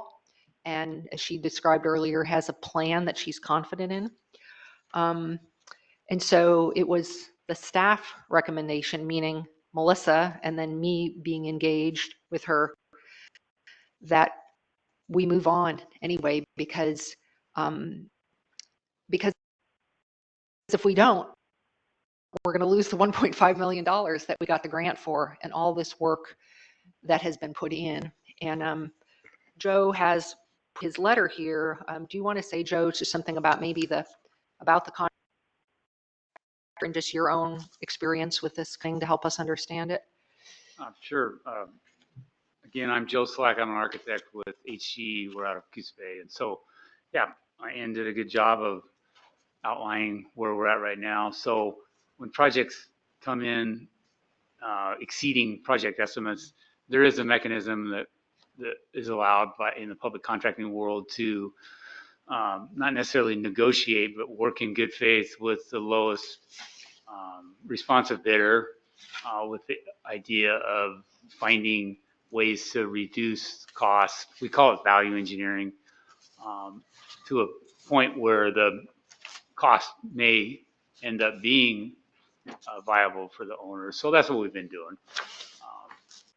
But there's no commitment one way or the other with the contractor, with the city, but contractor wants to do the work, so he's open to do some number crunching. And that's what happened.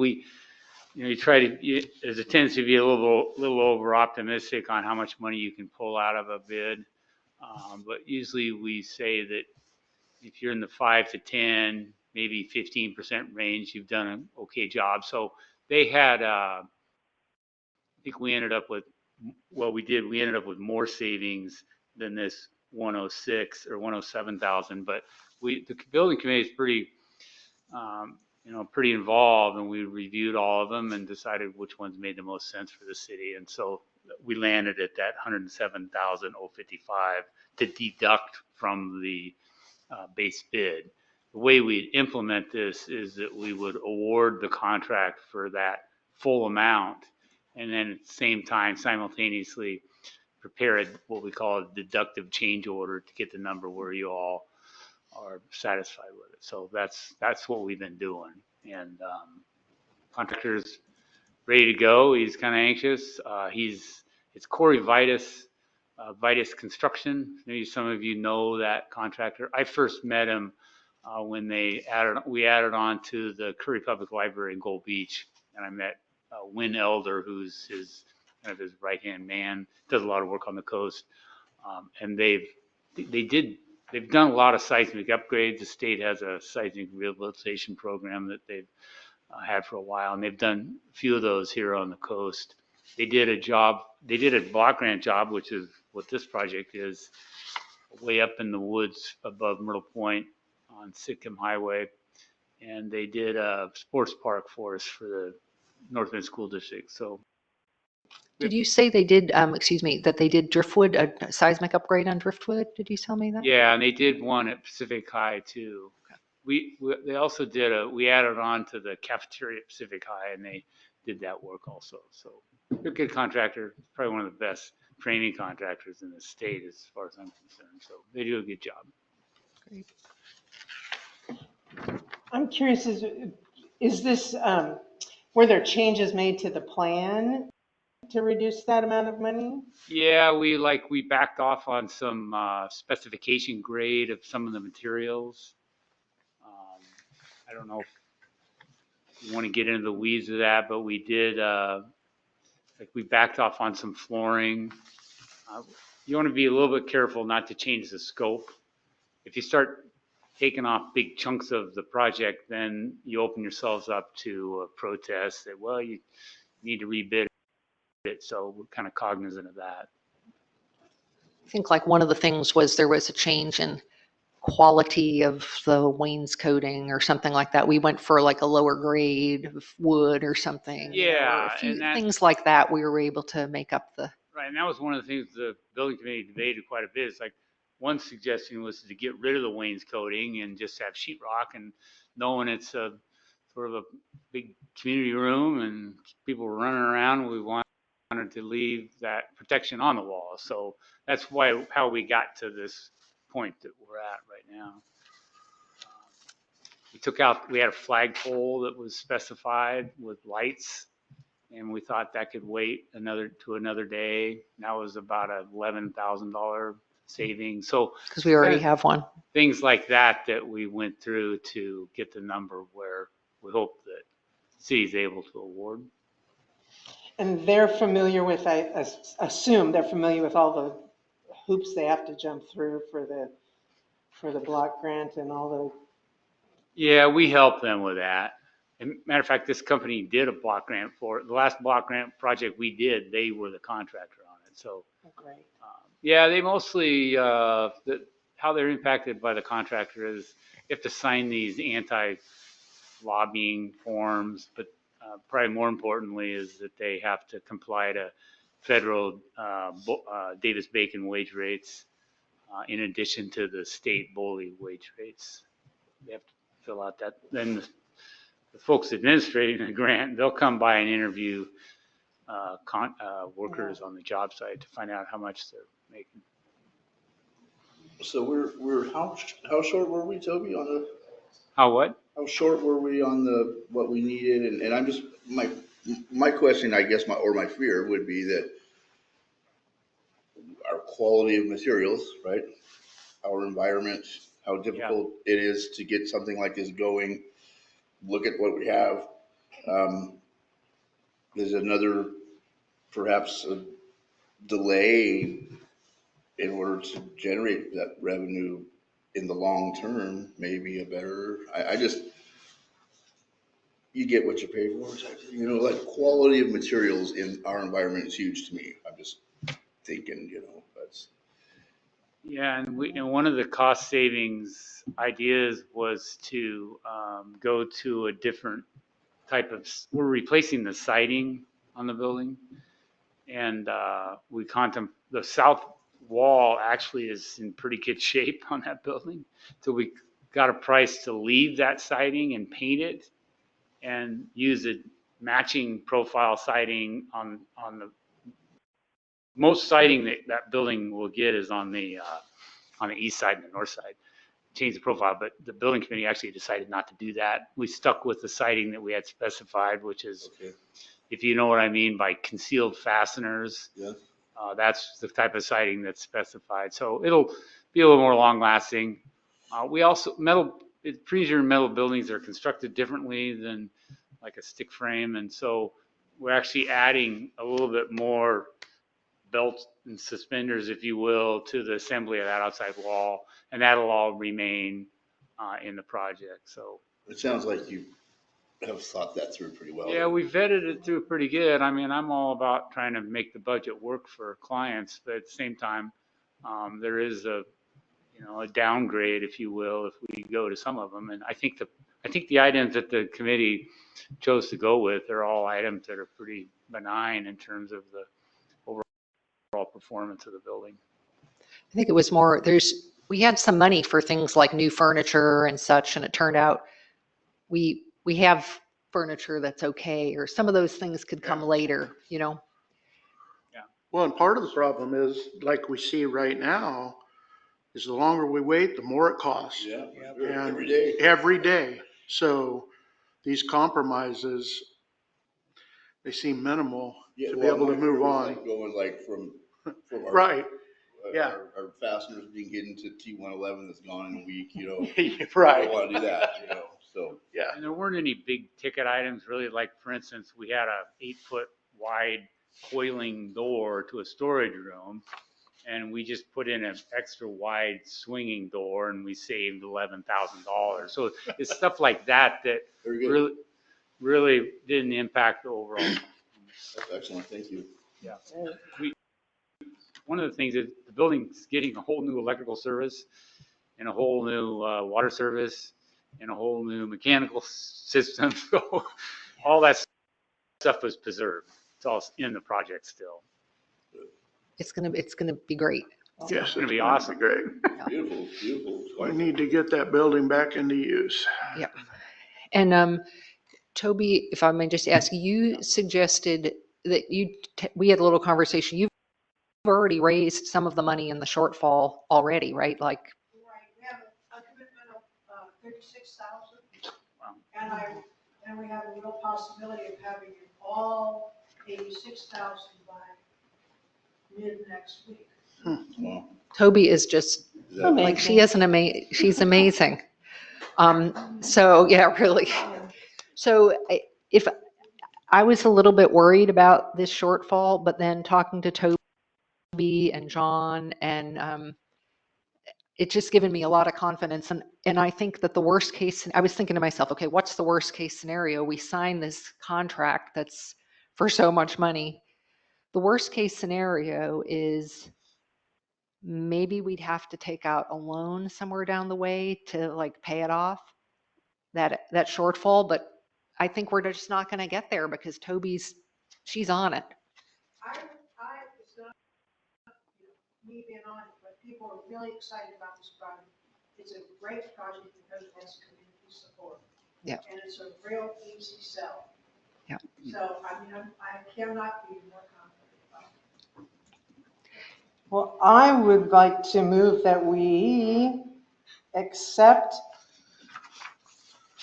how is it written? I have one here written. I have one here written out. May I give it to you, or can I entertain a motion to award the bid for the community buildings to Vitus Construction for the amount of $1,577,455, and to reject all bids for the American Legion Hall project. One question. Well, why don't we'll have the discussion. Okay, well, So, oh, I think so I have 445 and you said 455, I believe. oh, okay, whoops, okay. So let's go back and, very good point. Not that we're talking big money, but. So I was entertaining the I'll motion. kick in Do you that want to just make the motion and if you can read my writing? Okay, read that? Sure, is that okay with you, or Oh, would you sure. like to do it? No. Okay. You can do the second. I motion to award the bid for the community building to Vitus Construction for a total of $1,577,445 and reject all bids for the American Legion project. Is that correct? Second.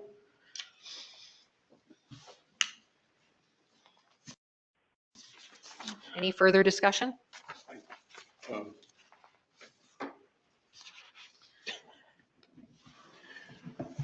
So in the affirmative, you're accepting the bid. Do we need to have that other language about rejection in the same? We could do it as a separate one if I you just want wonder to. about that, how that looks, or it's not in an affirmative manner to. Would you like to do a separate one to reject It it? seems to me like it would be. Okay. Okay, I can, Want to just do the first one and then we can do Yeah. another. I can remove my motion and do another one. I motion to award the bid for the community building renovation to Vitus Construction for $1,577,445. I second. Thank you. Any further discussion? Okay, we'll call for the vote. Counselor Brennan, Yes. Counselor Webb, Webb, yes. Counselor Burns, Yes. Counselor Rask, Yes. Counselor Lovendall, Yes. Counselor Pogwizd. Tim, yes. Okay. So the reason we have to, so that's it. That's exciting. Woohoo. Onward we go. And Toby, we're counting on you and Sean, and we'll get regular updates. So the second part of this is we do have to reject the bids. I would say I was just trying to keep it moving. No, I hear you. Because we have to let the contractors know that unfortunately we cannot move along with the American Legion Hall at this time. It is our hope, because one of the big grants that we did receive for the complex was specifically for the American Legion Hall. And that funder has said, if something like this happens, you can come back to us. So it is our hope that once we get this project going, that we can continue, and our intention to have the other building be the phase 2, so that we can keep it going. And I just wanted to step back and say, for people who are watching our city, know we do have economic and financial problems in our city, and all the work that we are doing that we're doing with our budget and everything, I kind of put in a separate category of operations and stuff. This project is all grant. This is all comes from grants and the help of citizens and citizen volunteers who've helped us to raise the money, plus the staff time that went into the federal grant. But just so I want to just make that clear, so it doesn't feel like people are thinking, why are you spending all that money on this and not other things? That's why. But anyway, And so we're that's so grateful for those grants and donations. Yeah, absolutely. Okay, so that is the plan, hopefully, for the American Legion Hall. But at this time, we do have to reject, as is in this letter of that Joe provided us, to formally reject the bids for the American Legion Hall. So can I entertain a I motion for move that? that we formally reject all bids for the renovation of the American Legion Hall. Second. Okay, I'll call for the vote. Counselor Webb, Webb, yes. Counselor Brennan, Yes. Counselor Burns, Yes. Counselor Rask, Yes. Counselor Lovendall, Yes. Counselor Pogwood. Tim, yes. Okay, excellent. Joe, thank you so much for coming down and being here and for all your work on this project. Thank you, Toby and John. And we're super excited to keep working on you with this project, Joe, and Citizen Committee. So thank you all very much. We'll be in touch. When will they start? We'll be back for the pre-construction meeting. That's right. We got to put that on the schedule Thank you. now next. That'll be right. That's coming down the pike. So thank you. Safe trip home. Okay, so now, where are we in the meeting agenda? We're back to, yep, going to get to the departmental But reports. before the departmental reports, we have passed the 2-hour threshold, so Okay, need a motion to extend the meeting.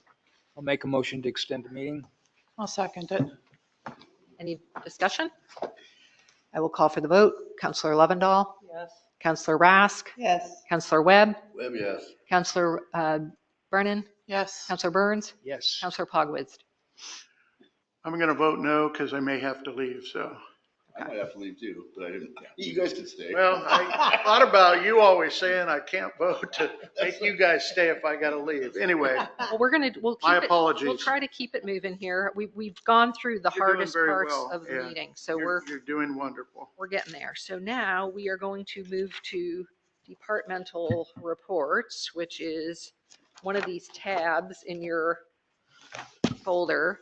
And we're going to go back to that. I pulled those other ones. I guess it was confusing. I pulled them ahead of departmental reports. So now we're going back to 8. We're going to do the departmental reports and we'll come back and fix these other things. But the reports, departmental and liaison reports should be quick tonight because I think Melissa gave us her departmental report on page 14. And I'm just going to touch some highlights on this. The big highlight, and this was going to be in my mayor's report too, that I'm super excited about is we finally got our grant for dredging. Yay! Which is something I know I have been working on for years and we've been trying to work on.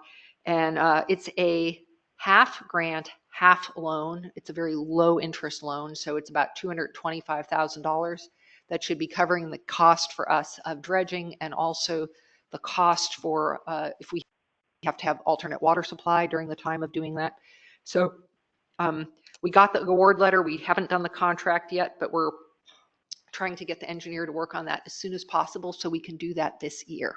So that will be the goal. And the raw water tank, is that going to be part of it or? It is not going to be part of it because it is now on a slower path. The raw water tank grant is they're doing the preliminary testing for it. So the design work is going to be done this year, but it won't be able to be constructed until like next year. Be a tool. It's unfortunately not going to be a tool for that. It would have been. So that's the very big news on her report. The other big thing that Melissa is super excited about is that she's been working almost entirely since she's been here to get us going on a .gov network instead of a .org because that will be more secure for our whole whatever digital presence. So that's Law, isn't it? what It might be law. I think it is. I think one of the things she realized, like, oh my gosh, you guys. So she has been working on that really hard. So we're going to be transitioning towards that here in the coming weeks, months. So is it true that everybody is supposed to come and talk to you about how to get their new email, Joseph, or at some point? Yep. It's going to take a little bit of time. So whichever counselor has the most patience, I would appreciate being the first one so I can figure out everything I need to figure out. I've already started moving over City Administrator Radcliffe's material, and I'm starting to move mine over as well. And once I figure out how to do it, I will let counselors know, and you can set an appointment with me, and we will get your stuff transferred over. And for those of you who had tech coming in, we'll do your tech at the same time. And that should be hopefully very quickly coming up because I want to get it done. So we'll have new email addresses with the .gov. Yeah, So the transition. the new email address is portorfordor.gov, as in Port Orford, Oregon.gov. And I should be able to set it up so emails from your portorford.org will continue to forward to your portorfordor.gov until, for at least the next few months. And then we'll let everyone know this other email's going away. So please switch over to the new one. Sweet. Yeah, so that's a big thing. And then the last big thing in Melissa's report to note, you guys all probably got your information about that you have to file your statement of economic interest by April 15th. You did not? I did not. You might be getting it at the formal city address, but if you did not, let's make a note and we'll ask. Melissa is the one who's in charge of that. Let's see. I did receive mine. To, I think if you've already done it, they have your email. Yeah. so it's Perry and Sarah. Everybody else here get their? Okay. And it's really important to do it because if you don't do it by April 15th, they actually fine you. So They sure can. they're not messing I've around. tested that. I've tested that. Okay. So that's it for that. And then I'm just going to give a quick mayor's report. I told you the big things about that grant. I've also just been working, on some of the other grants to keep things clicking along. I have been, one of the things that we've been working on with some of the council members is we've worked on the finance committee. We've met 3 times with the members of the finance committee from council and staff and Ann Heath. And so we are we've come up with some good recommendations and we would like to discuss those with you guys. We'd like to schedule the meeting for April 2nd. That's the Wednesday, first Wednesday in April, to bring those to you so we can make the recommendations and we can all discuss them. And we'll do that scheduling of the meeting, I think, at the end. Let's see. I'll just mention one of the things I've been doing as mayor is I've been writing some letters of support for things that are of interest to our city. Some of you are getting emails from the League of Oregon Cities, and so asking for our city to support things. So for example, we supported a bill about TLT flexibility, being able to use funds more flexibly, including for like law enforcement things that we need in the city to support tourism. And also a training program for public works to make sure that there's more qualified staff, qualified people to do public works. That's something that Melissa identified as a need. And also a letter of support for a county jail grant proposal and for a wildfire plan implementation proposal. And I've also been visiting the different city commissions, trying to just thank all of our volunteers personally and try to connect with people and just sort of go over again what the expectation is about how our commissions interrelate with our city and recommend things and, stuff like that. So anyway, it's been a good thing. So that's my mayor's report. Let's see, who else do we have here? We have a finance report that's written. It's beautiful looking. That was, I tickled pink when I read that. Great. Yeah. It's great. Tickled pink. We're under budget for now, so that's good. I mean, meaning we're on track for now. It will, unfortunately, the projection is it will change, but you will learn more about that at our finance meeting. Let's see. Had to ruin it, huh? Sorry. Next Public department. Works is the next one, and John gave us his report. He had to, I think, deliver some water samples or something this evening. So we can just look over that quickly, and I'll just mention I ran into him today, and he was troubled because with all this rain and turbidity, they've had the plant off for quite some time, and the water level was getting down to the point where they start to get worried. That's our treated water tank. And then also he sent around these photos that many of you have seen. This is the pump station up at Hubbard's Creek Reservoir. The reservoir is so high that it's literally flooding the pump house. And you can also see how brown the water is up there. That's the high turbidity. So anyway, these guys, our public works staff has been works quite a lot of when we get these situations where the water, they have to stop making water for a while until the turbidity level goes down. But then when they have to start making again, they got to work around the clock to bring it back up, if that makes sense. That would indicate to me that the dam is higher now than it was when it was built. It's just that they couldn't, the water was so high, they couldn't adjust the water level because the way that the boards were so jammed up, they couldn't get to them in time to adjust them to the proper level, I think is what happened. Because usually they'll take them out during the winter. Yeah. They leave it the way it is and jack the building up. Right. Yeah, no, there's only about 8 million little things. There's like so many fixes. In fact, I'll just mention another thing John and I did today.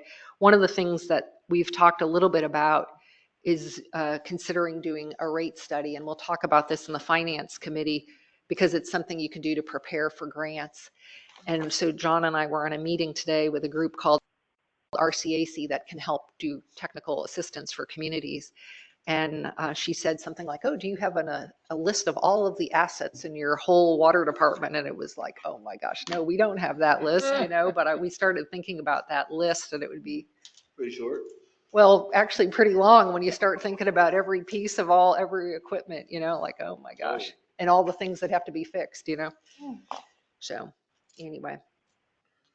So yeah, there was some unfortunate vandalism down at Battle Rock. Maybe some of you guys heard about that. So this is John's report. Vandalism at Battle Rock. What happened to Battle Rock? Is there pictures for us? No. It wasn't that bad. No What was pictures. it? This is. I had not heard. I don't know, Hank, since you're here, can you tell us about the vandalism at Battle Rock? Do you know what happened down there? Oh, boy.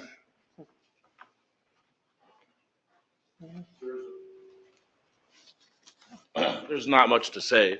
Sometime overnight, somebody broke through both skylights and did damage inside both bathrooms. We don't know who. Cameras at Redfish don't show enough to do They went anything. in through the roof just to beat the place up. What's that? They went in through the roof to beat the place up. Pretty much because the gates were shut, so then they climbed back out the way they went in. Oh, gosh. We don't know. Wow. We don't know yet at this point who it was. We have theories, but nothing like could In the report on. visitor center bathrooms? I'm sorry? In the visitor center bathrooms? Yeah. Mhm. Male and female. So they covered those holes up? Public Works did that next day. They used plywood, nailed it all down. I don't know. This one's a weird one. Yeah. Okay. Well, thank you. Mayor Velazquez, Yes. I need to be excused. Okay. Tim, thank you so much for coming. You're excused. Yes. Council thank you. Pogba. Council, I have some personal things I have to take care of at this time, so I need to get home. Nice to see Thank you you. here. Good to see you. Thank you. I appreciate you all. And I appreciate all your concerns and comments while I was gone. Thank you. Thanks, Tim. Great to have you here this evening. Thank you. It was Have really a good good to evening. be here. Okay, so we'll just move on from the Public Works then. Planning, there's probably, So, planning. Planning Commission is close to completing our DLCD grant. You all had the public hearing, your first public hearing tonight. We're gonna be having more of them. You'll take two readings of the ordinance by title to get it enacted. Additionally, we had 2 vacancies on the Planning Commission. One of them was filled tonight when you approved the consent calendar, and we have an application for the remaining vacancy. So we're almost back to full, Wow. would it be commissionership in the Planning Commission? Great. Okay, so next we have liaison reports. Parks, do you want to give one? Don't know what to say. We have a resolution. We had an emergency meeting and we met to recommend that the city council consider our resolution for a planning grant for parks, for the Buffington Park, the entire Buffington Park. And then, and that will come before you tonight. Great, thank you. Councilor Burns, anything on emergency preparation? We're still working on the standard operating procedures and we'll be having the 3rd radio put in the Public Works truck in a week or so. And that's basically it. Okay. Historic preservation, I've sort of been doing that one because I just got sucked into working on the Fort Point thing, which has a component of working with our tribal partners. So I'll just tell you that's what we're working on, the sign for Fort Point. Historic preservation is also working on getting a sign located at the site of the former Lindbergh House. And that's the big stuff going on there. Oh, and I think, did we report last time about the jail getting nominated or recommended by the state for the historic national landmark, historic landmark?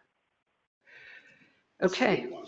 The state is recommending that it be. No, we do. No, that it get nominated nationally. So we'll see. Okay, and then on to Port. Anything, Brett? Yeah, so our new administrator has been there a month now and is doing fabulous. Just everyone's tickled pink, and the interim manager has been released. Today was the deadline for filing for special district elections, and there's some pretty good candidates, and all seats are contested. So things are, less energy at the port. Great. Okay. Thank you. Okay. Watershed. I'll just mention, did we have do you guys have the written report for the watershed? I somehow can't find it in my report. So you'll just see there we have an MOU that is coming up tonight from the Watershed Council. And I think I neglected to report before that back in January, the volunteers went out and planted a bunch of trees up on the Sorensen property. That is the one that needs to be restored. So that's it. And then fire. Not much. I was able to meet with them, and Dave Duncan gave me just his report that he had for the commission. Mm-hmm. And he said that he'll make sure that he gets it to either Melissa or myself each month. Great. Excellent. And does that report, is that the report that tells like how many things they did or whatever? Are there any highlights to share from that? Basically shows, the calls that they went out on. Uh-huh. So, and then anything like with repairs or anything like that needs to be done with any equipment that they're using. Great. Okay. That would be helpful. That would be great to share that. And just to remind everybody, we did as part of our council rules is we're going to try to write our liaison reports. We did a great job tonight being succinct. That was awesome. But in the past, they've been super long, so we decided to maybe just write them down. And I think maybe we could help people to remember how to do that if either Joseph or I remember maybe on the Monday before or something to remind people, hey, get them in. But anyway, so just in the interest of keeping our meeting short. Okay, so we are done with departmental and liaison reports, and we will go back to item number 10, new business, and we are on to 10B, which is page 21 of your packet, which is the resolution to authorize signatories for the Rogue Credit Union. So this is pretty much a basic thing. We have to, basically the old counselors we got to take them off the account, Tidy and Mayor Cox, and put our new counselors on. So I would entertain. Go ahead. I move that we adopt resolution 2025-02 to authorize signatories for road credit. Second union. Any discussion? Okay, I'll call for the vote. Councilor Brennan? Yes. Councilor Burns? Yes. Councilor Webb? Webb, yes. Councilor Rask? Yes. Councilor Lovendall? Yes. Okay, thank you. And I believe what we're going to have to do is have everybody has to go back down there, right? Yep. And has to re-sign. So even if you had signed before, you got to go back in and re-sign new signature cards. And they make you sign like a bunch of different things. When I make a deposit, my personal account, they always, I know. they want to like slip some money into the city account. I know, you got to be careful.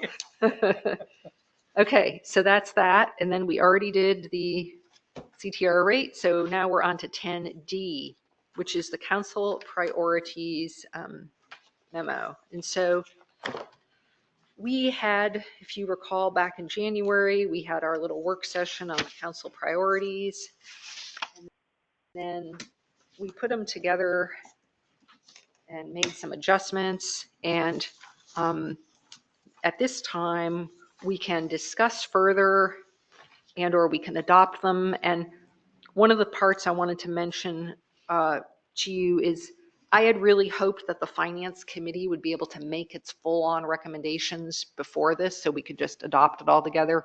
We didn't have time to get it all done. So we put in here some of the very top contenders for like the things that the Finance Committee is going to recommend. But I'm thinking we will bring that to you, you know, on April 2nd, and then can adopt that part of it later. So does anybody have any thoughts or questions or? So what you said is that you're going to bring us your top recommendations later, or do I have them here? For the finance part of it. Yeah, I'm looking, do I have that here? Yeah, so on page 2, there's like the way this thing fits together is the first page is the fiscally responsible operations. I see, okay, I was there. And then Good, I was there. the first box on the first page is Finance Committee will make recommendations. So that's under fiscal responsibility. So you'll see those are the ones that we think are going to like be the quick, sort of the low hanging fruit, biggest bang for the buck thus far, but we'll get into that in further detail. But then you'll see the other things that we have under the city administration priorities. And then the planning and staffing. And then page 2, we have under drinking water, the wastewater priorities, and then for facilities and streets. And then the last page is public safety, transparent communication, and parks.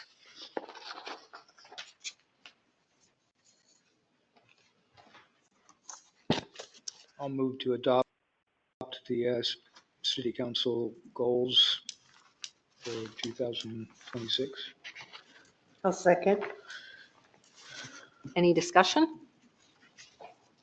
So we'll be using this to guide staff forward, or that we're approved, what we're doing tonight will Guide staff forward precisely.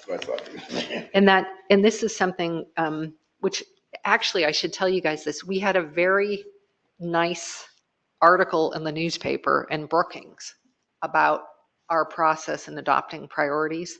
And the reason we're doing this in part is, we've always done this, but the way Administrator Radcliffe has really said, it'd be very helpful for me to have the list of priorities, because when you walk into the office, and I can tell you now, even as I'm mayor, everybody has their idea that they want you to do first.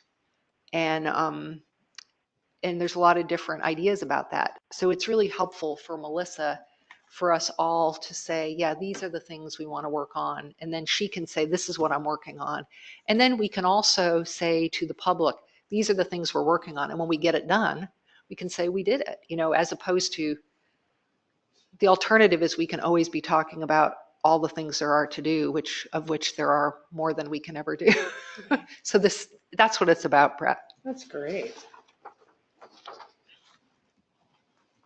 Any discussion further though about this? And the thing is, this can be malleable. Like if we want to add things later, it can be a living document. But we can use this as a tool to fit something in, or maybe when something gets done, it will be then the case where we'd say, oh, there's another space we can move in or something like that. And what is the budget allocation revision? That is, do you recall Ann Heath has advised us that if we change the way we do our budgeting, I don't know if I'm going to be able to describe this as well as she did. We kind of changed the buckets Oh, yeah. because the way we've Too been, specific, we were. yes, Employees will all be in general. yeah. Yeah, that was the other thing. It's all like the way we have it set up now, the general fund keeps getting Right. robbed or there's not enough money in there. And that's the one fund where we can like Actually, move yeah. things around. So it's just, that's what it's referencing is that That, recommendation that Ann had for us. yeah. And she also had she also did this thing where and she'll explain it probably at that finance committee meeting, where she did that over the past 5 years. Like she back cast it if we had done it the other way. Yeah. And like, it helps her to think through then That might hurt. how it will be going forward and like what we need to do. Mhm. And she's really big on helping us to think how to budget for 5 years ahead, which is super important. That's what we've really needed to do. So that's what that's about. Great, thank you. And we will go into all those finance things later. What do you guys think about, just since we're going to adopt this as something, do you like should we maybe adopt it without the status in progress? Or, I mean, I kind of like seeing the status, but just in terms of if we're going to, I guess it doesn't matter if we have it, like if we're going to stick it up on the wall or something, I guess we can adjust that. I like seeing it. Yeah. I know, check off the boxes. That's it. So what are the status, which different categories of statuses? There's top priority, I see. Well, no, I'm just thinking like there's the red thing which shows you like status, like, oh, on the Right, right, dredging. but it says Yeah. top priority, and then, like, is there top, middle, low priority, or is it just like, that's what I, like, the clarity of it would be benefit from some sort of, Yeah. well, you see what I mean, Ann? Like, Yeah. Yeah. Is this the top priority down? Well, I just mean, but like top meaning, Number 1, 2, 3. you know what I'm saying? Okay, yeah, it's fine, it's fine. I think the thing was like, Because top priority to me means there's one thing, yeah, right? yeah. And I think like, yeah, like top priority is getting our budget to work. Fiscal responsibility is our top priority. That's like, we kind of don't have a choice on that. Well, it would you be know? like this whole thing would be the top priority then, right? List of top priorities. Yeah. No, it's I just didn't know if we were gonna try to, the question is do we like that in there or not? And then I thought, Yeah. Do we understand it? Yeah. And I think that just kind of got thrown in there, like just like status. So yeah, that is, I think it's but the thing that's so hard for a city is if we just say there's only one, obviously we got to like be able to Sure. chew our gum and keep walking. And so then Sometimes you got to pivot into something else. that gets to the thing of like, here's our categories. And then we sort of have priorities in each of these and then we can be working on them. Yes, Recorder Harrison. So I'm the one who did the drafting of that document. What I really meant by status top priority was no matter what other priority you're looking at, you still have to consider the fiscal responsibility. Website updates and Facebook updates, we don't need to consider fire risk. So it's not as much of a priority. Oh, I see. So Okay. it's top in that everything else relates to it. Yeah. It is, I can probably find a better way of saying that if council would like. And I think the other thing is that if we have, some of these things are operational, like staffing, maintain a well-trained and competent staff.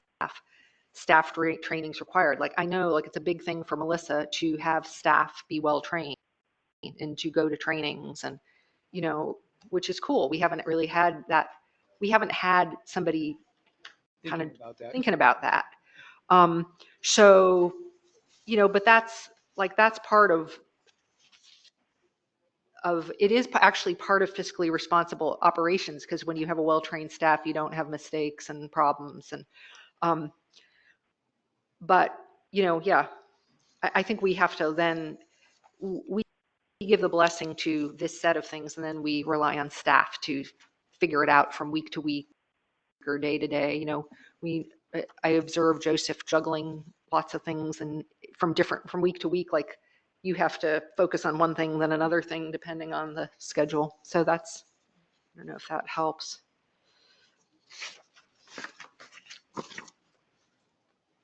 Okay, well, I have a first and a second. If there's no further discussion, I'll call for the vote. Counselor Brennan, Yes. Counselor Rask, Yes. Counselor Lovendall, Yes. Counselor Webb, Webb, yeah. Counselor Burns. Yes. Okay. Okay, now we are moving along to 10E, the resolution supporting the Parks Planning Grant. So Sarah, do you just want to help give any more background on this, or do you want me to do it, or do you want to do it? I'm kind of new on this, but yes, the Buffington Park in general, we focused on the play area, but it also has other components. And we don't have enough money to, at this time, do go for a large amount. And we think that it would be best for us to go to get a planning grant for all of Buffington Park. And that way we will be sort of shovel ready for when we decide which aspect we want to go for a grant. And so I have talked to a woman, Skydra Sholey, who has a lot of experience in writing grants. She's with the South Coast Early Learning, and she is willing, and with her team, to work on the planning grant. And the planning grant is for $50,000.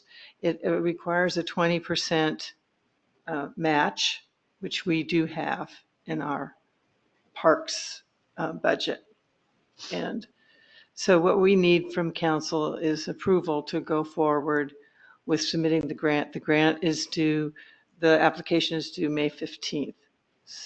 So we want to have adequate time to do a good job of preparing our grant. And I'll just mention another piece of this. For the past several years, we've had the Parks Commission has really wanted to do a playground, and we've kind of gone around on it because we didn't quite have enough money. And then it occurred, well, there's grants for this, let's do that. And then we could use the money we have for the match. But then this planning commission of people right now realized, as Sarah said, that it would be better to pull it back because of these other parts of the park that people are also interested in. So I just wanted to give that context going back, just if people are wondering what happened to the focus on the playground right off the bat. I'll move, so the money is in the park budget. For the match, yes. Mm-hmm. Well, I'll move to adopt the resolution 2025-03 for the Parks Planning Grant. A second. Any further discussion? The only thing I have is there's a small typo in there on the third line down. It says under the presumption that the had a significant amount. I think it's supposed to be they. 1 second. Mm-hmm.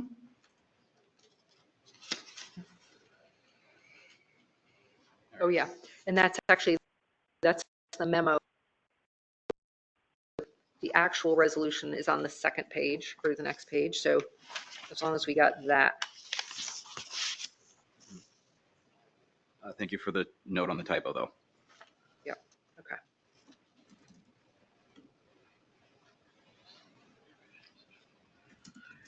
Okay, so we have a first and a second, so I'll call for the vote. Counselor Rask? Yes. Counselor Webb? Yes. Counselor Lovendall? Yes. Counselor Brennan? Yes. Counselor Burns? Yes. Okay. Okay, next up, F, support of the Rocky Habitat Stewardship Bill. So this is the one Carolyn Rice came for. She said she's our Redfish Rocks community team person, and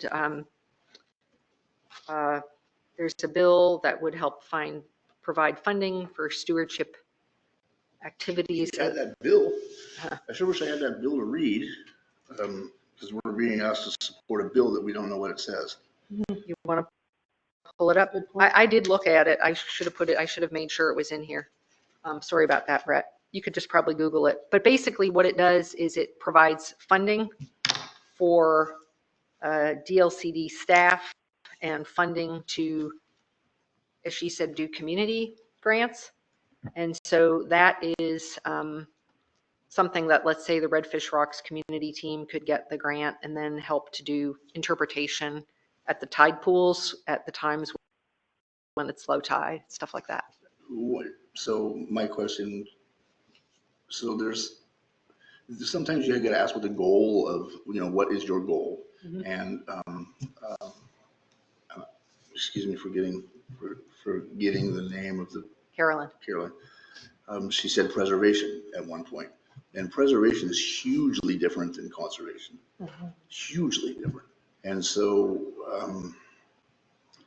I guess I'm interested in what, we want our people to be able to walk around the Cape. Yeah. And if,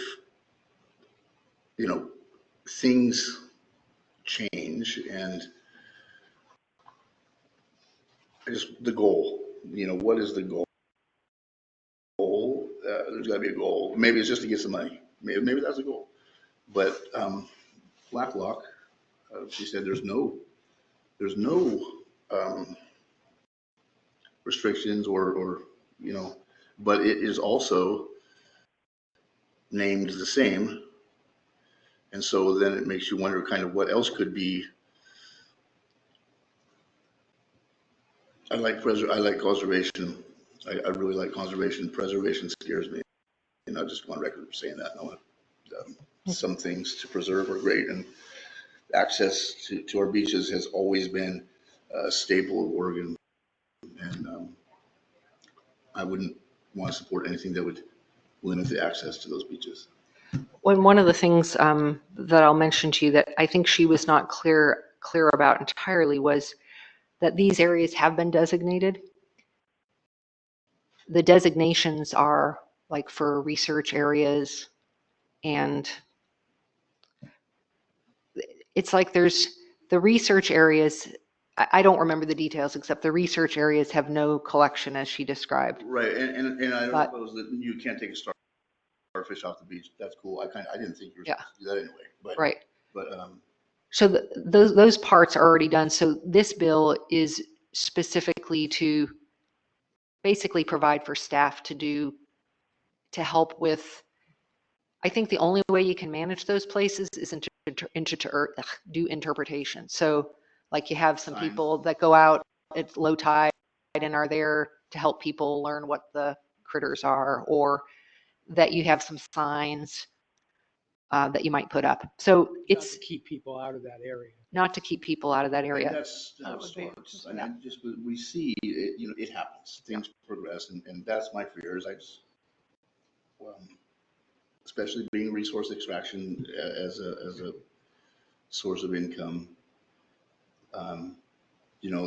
It's not crazy to think that then, since we're protecting this, this piece of Cape Blanco, then Blanco Reef is right there, and that's darn near the same thing. And it's just how things start to slide.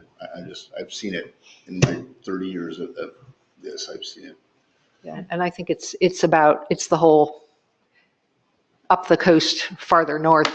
They have the problem with people trampling the tide pools and that kind of thing, and that's I think what it's about. But yeah, Joseph, did you have something?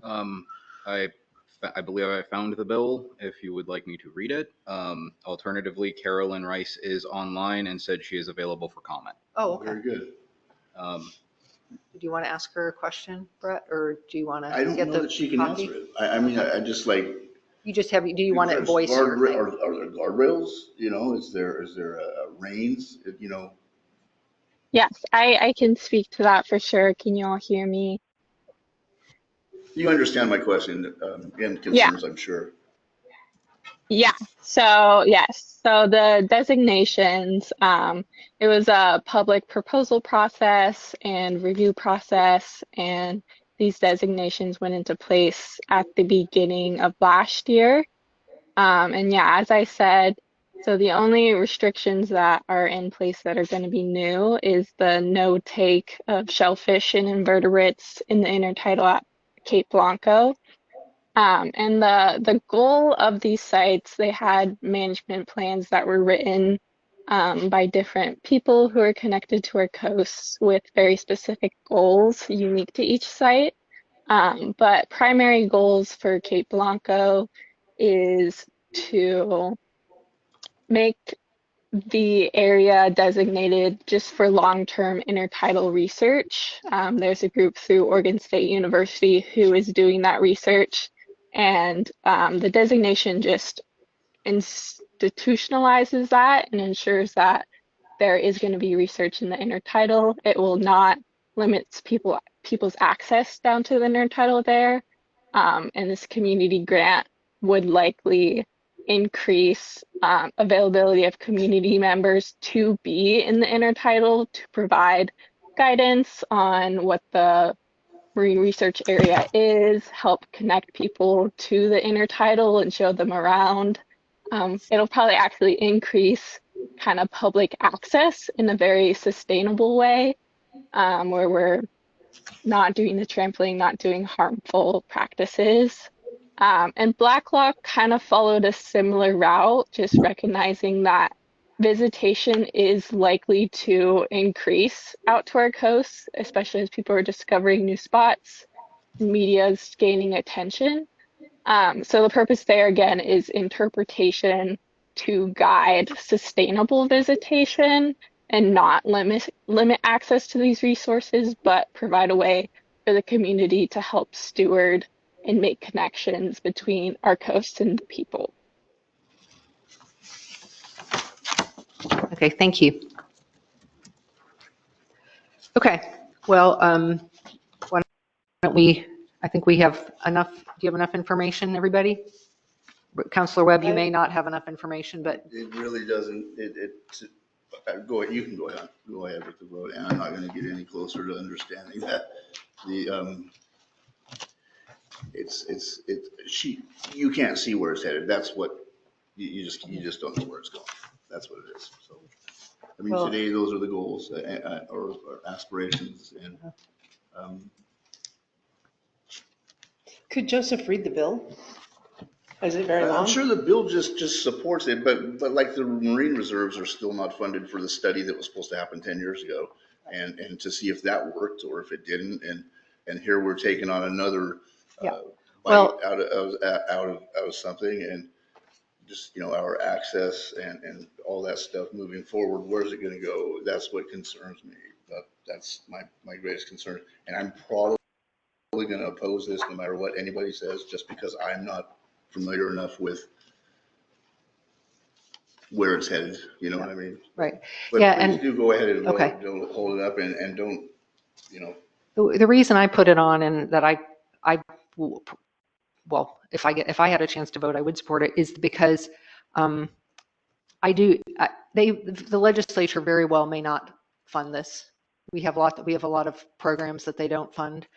To me, this seems like a way to support the Redfish Rocks community team and to support sustainable visitation and, you know, another thing for tourists to do when they come to our community to learn. It kind of gives that opportunity. It's funding a position to facilitate that, and then funding community grants since the designations already happen. It may or may not happen, but to me it seems like, yeah, like supporting something that supports the community team is good for our community. Okay, well, we can call for the vote. Commissioner Lovendall? We don't have it. Oh, right, yeah. Jeez, it's getting late. Okay, I would entertain a motion on this. So I'll make a motion to write a letter of support for the Rocky Habitat Stewardship Bill. I'll second that. For the record, I would strongly support the Marine Reserve system that we're going to have. I just am I'm seeing expansion while promises that have been made have not been kept Yeah. with what we already have. So, and that's all I have to say. No, I'm ready to vote. Thank you. Okay, thank you for sharing that, Brett. Point's really valid. Okay, we'll call for, so we have a first and a second, so we can call for the vote now? Thank you. Okay, Counselor Lovendall, Yes. Counselor Brennan, No. Counselor Burns, Yes. Counselor Rask, Yes. Counselor Webb. Webb, no. Okay, so the ayes have it. Okay, thank you for that discussion. And we move on to the next one, which is 10G. So this has come up over the past couple of years. It actually came up when we had one of our interim administrators. The Port Orford Watershed Council was in the past a commission of the city. For reasons that have disappeared into the past, it was decided that they would not. I think it was a personality conflict way back when between certain people. And then I remember that. I remember that.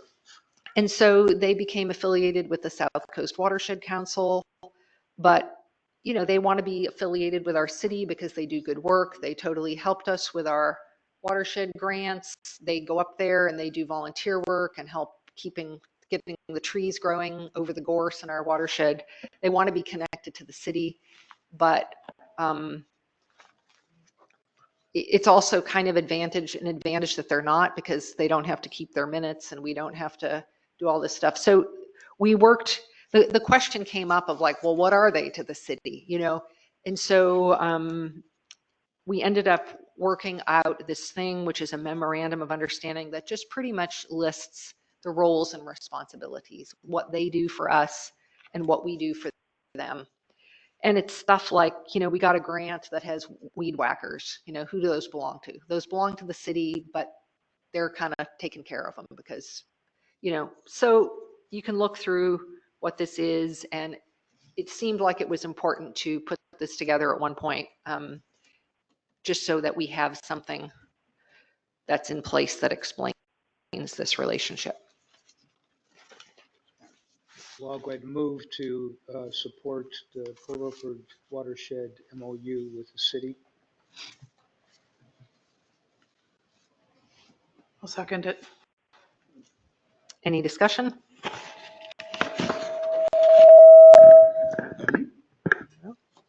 We'll find out.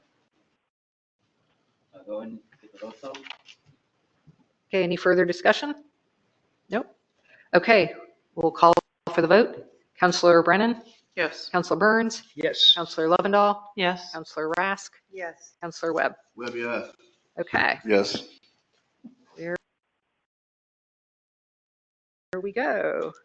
So I think we have now worked through all the new business, and we will move on to considerations. And we will start first with citizen considerations. Do we have anyone online who's interested to make a comment?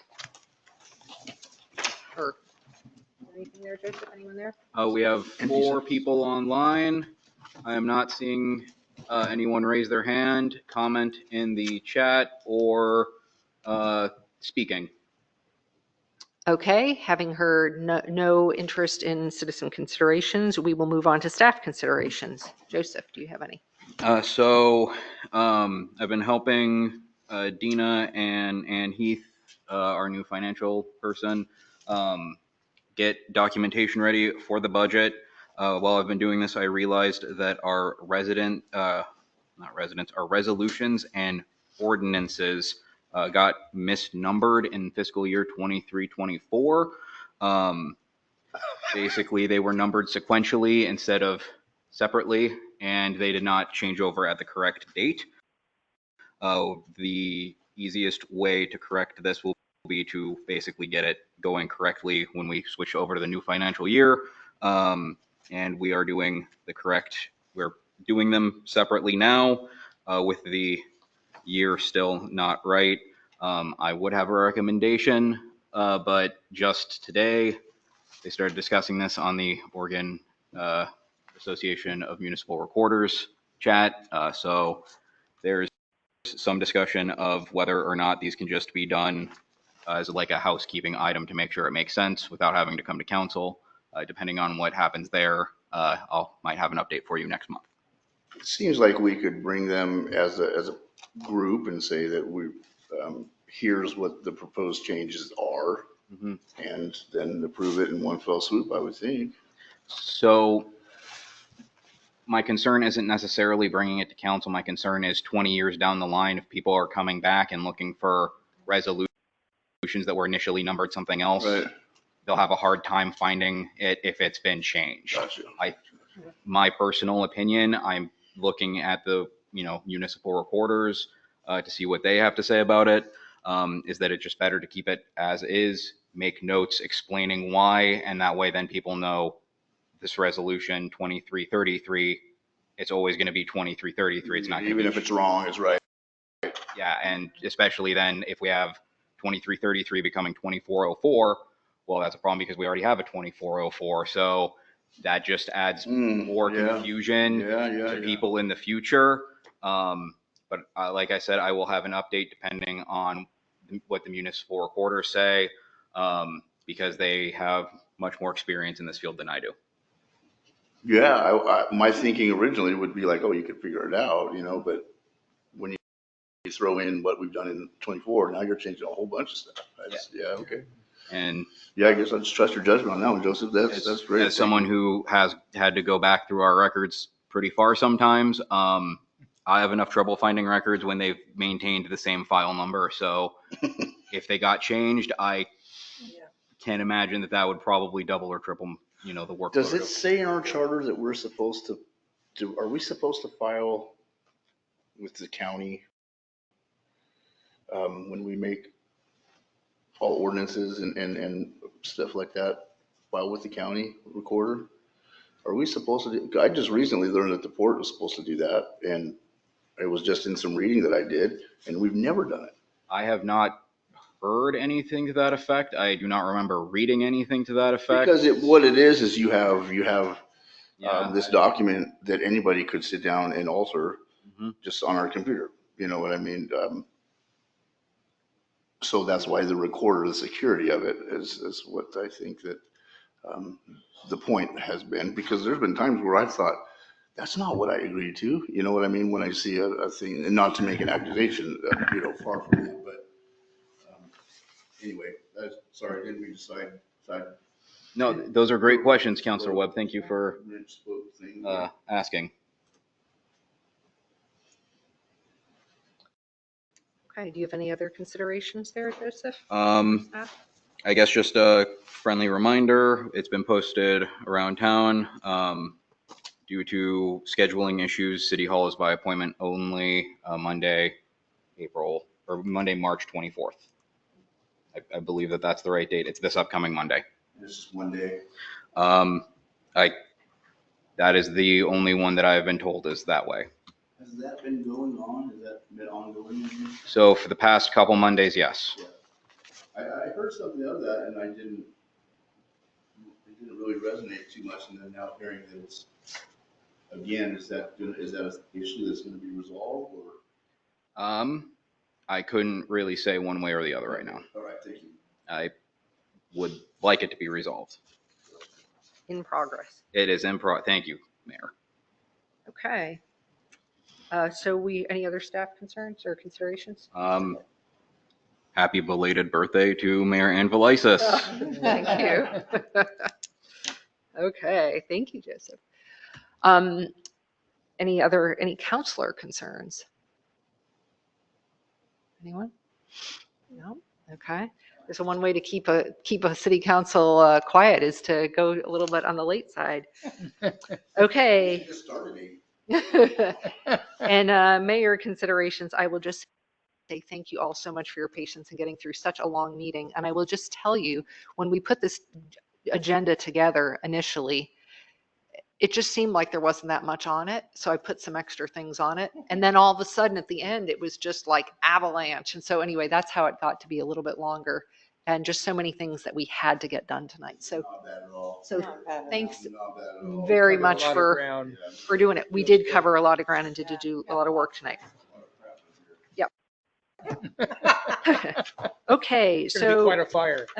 the last thing we have to do, I think, is just, is to do these future meetings and we can go over them. I had mentioned earlier, we would like to do that special, a work session or a special session on April 2nd at 5:30. That's going to be for finance. We may schedule it as the intent is to have it be a work session, not to take any action, to just go over the recommendations of the finance committee and discuss things.